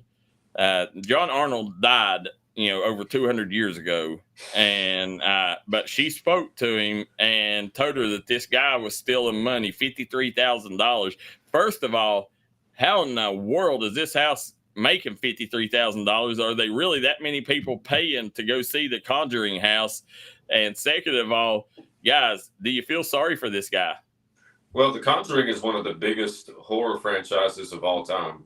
So it really doesn't surprise me that they're able to attract tourists to come there. But, you know what? $53,000? JJ, $53,000. I could see if this was Graceland, but $53,000 to go see the Conjuring House, not a chance. I mean, if you look at how much money each Conjuring film has grossed, which is hundreds of millions of dollars for each one, I mean, that means a lot of people have seen the film, which means there's a lot of fans. So I can imagine there's a lot of curiosity. Oh, okay. What can they possibly charge? $10, $15 to go see this house. So you're telling me that whatever 53,000 divided by 15 is, that there's that many people a year goes and sees this house. Well, we're merchandise. Yeah, absolutely. Merchandise, man. Let's see. I'm looking to see how much the Conjuring franchise has grossed over $2.1 billion combined, which means a lot of people have paid to see some of these films. Okay, the films, but not this. They're traveling to see this house, you're telling me. But it's based on this house. Like, a lot of these films are based on this house. So I would imagine, you know, a lot of people will be like, well, this is a really good film. Wait a minute. There's an actual house that's real that I could go see was inspired by this film. And I could see a lot of people wanting to go see that. Listen, man. I will dare to bet that more people go see Loretta Lynn's place in Butcher Holler than they do the Conjuring House. I mean, I'll put it this way: Camp Crystal Lake, if it was real, I would want to go see it. You can. I mean, oh, you can? Yeah, the place is real. It's up in New Jersey. Yeah, I would pay to see that. So here's the thing. I'm a horror movie fan. I don't know if you know this about me, but I love my horror movies, and I have been to Evans City Cemetery. Do you know why that is famous? Evans City Cemetery, is it? Pet Cemetery. Pet Cemetery. No, but it is Really? the cemetery from the Night of the Living Dead. Oh, wow. okay. It's up in Pennsylvania, in Evans City, Pennsylvania, and I absolutely made a special trip to go see that place. So, yeah, can I believe that people would go and pay money or something to go into the Conjuring House? Absolutely. Would I do that? No, but I can believe it. So, I think you guys are on the wrong side. Graceland, Butcher Holler, I understand, but the Conjuring, not a chance. They well, and here's the thing: more people has to be on their toes right now, because she said that John Arnold told her that some more of the employees have been stealing money too. So there's going to be a lot more people lose their jobs. So watch out, Conjuring staff. So as we're moving on here, guys, Aroldis Chapman, former Cincinnati Red, hit 105 mile an hour last night in the Pirates 9-8 loss to the Padres. 105 mile an hour pitch, Aroldis Chapman. If I'm not mistaken, Bradley, this is about 3-4 times that he's hit that mark in his career, right? yeah, he's hit around that a few times. You know, they gave him the nickname the Cuban Missile, and that's one of the more accurate nicknames I've ever seen for a pitcher. Just an incredible arm. But yeah, I'm not surprised, but he just keeps going, man. And he did that years ago against when he was throwing for the Cincinnati Reds. Yeah. He hit like 106, and this was years ago. So for him to still be able to do 105 after all of these years, and, you know, I would imagine the injuries the pitcher sustained, I mean, for him to be able to still do that is really impressive. The good news for him, though, is, you know, where he's been in that closer role for, you know, he's not pitching as many innings as like a starter or something. So even though it's been a lot of years, he may not have quite the wear and tear that some guys his age would as a pitcher. So that's probably helped maintain that arm. Breaking news coming out of the Williamson area right now. Undoubtedly, somebody jumped off the bridge at the 7-Eleven. So, guys, please pray for that family. Wow. Huh? Oh, Somebody said that it was an inmate that tried to escape, I guess, from the courthouse there, the local courthouse, which is about a block away from the bridge. Tough situation, man. You know, I always try to tell people in situations like that, you know, I learned that, you know, I've been days. Depression is real, guys. And, you know, I've been through days like that. But I promise you, there's light at the end of the tunnel. You know, I mean, rainstorms don't last forever. You know, tough situation, you know, no matter what, you know, I don't know what the guy was accused of, but, you know, he's got family members that probably loved him, and definitely keep them in your prayers. Absolutely. So, guys, as I think that leads us to, I think that's about all the topics today that we've got to cover, except for Macy Maynard. Big shout out to the Martin County Cardinal. Macy Maynard picking up her first offer on her first day of school, guys. She goes to school, first day of high school. She's a freshman at Martin County, 6'4" center. Picks up her first offer from Coach Mills and the Alice Lloyd Eagles. Shout out to Macy. Many more coming her way, right, Bradley? Absolutely, many more coming her way. She's been hitting the camps this summer. I know, like recently, she was at Howard University in DC. So I think this is the first of a lot. You're going to be hearing Macy's name a lot the next 4 years. Well, guys, that concludes the show today. We went late. We started late, so we had to go over a little bit late. Guys, tomorrow, JJ and Bradley will have the show as I will. It's still under investigation whether I'll be back or not. I got to head to Western Kentucky today for a basketball camp. And so tomorrow, these two fine gentlemen will have the show. And Bradley, is Justin Coger still coming on tomorrow? That is the plan right now. We have Justin Coger, head football coach at Westside, scheduled for tomorrow. There we go, guys. But, guys, want to thank everybody again for tuning in. Been a great show today. Two great guests. Thank you, Joey Gollihue and Mark Hatcher. Guys, till tomorrow, so long and good day.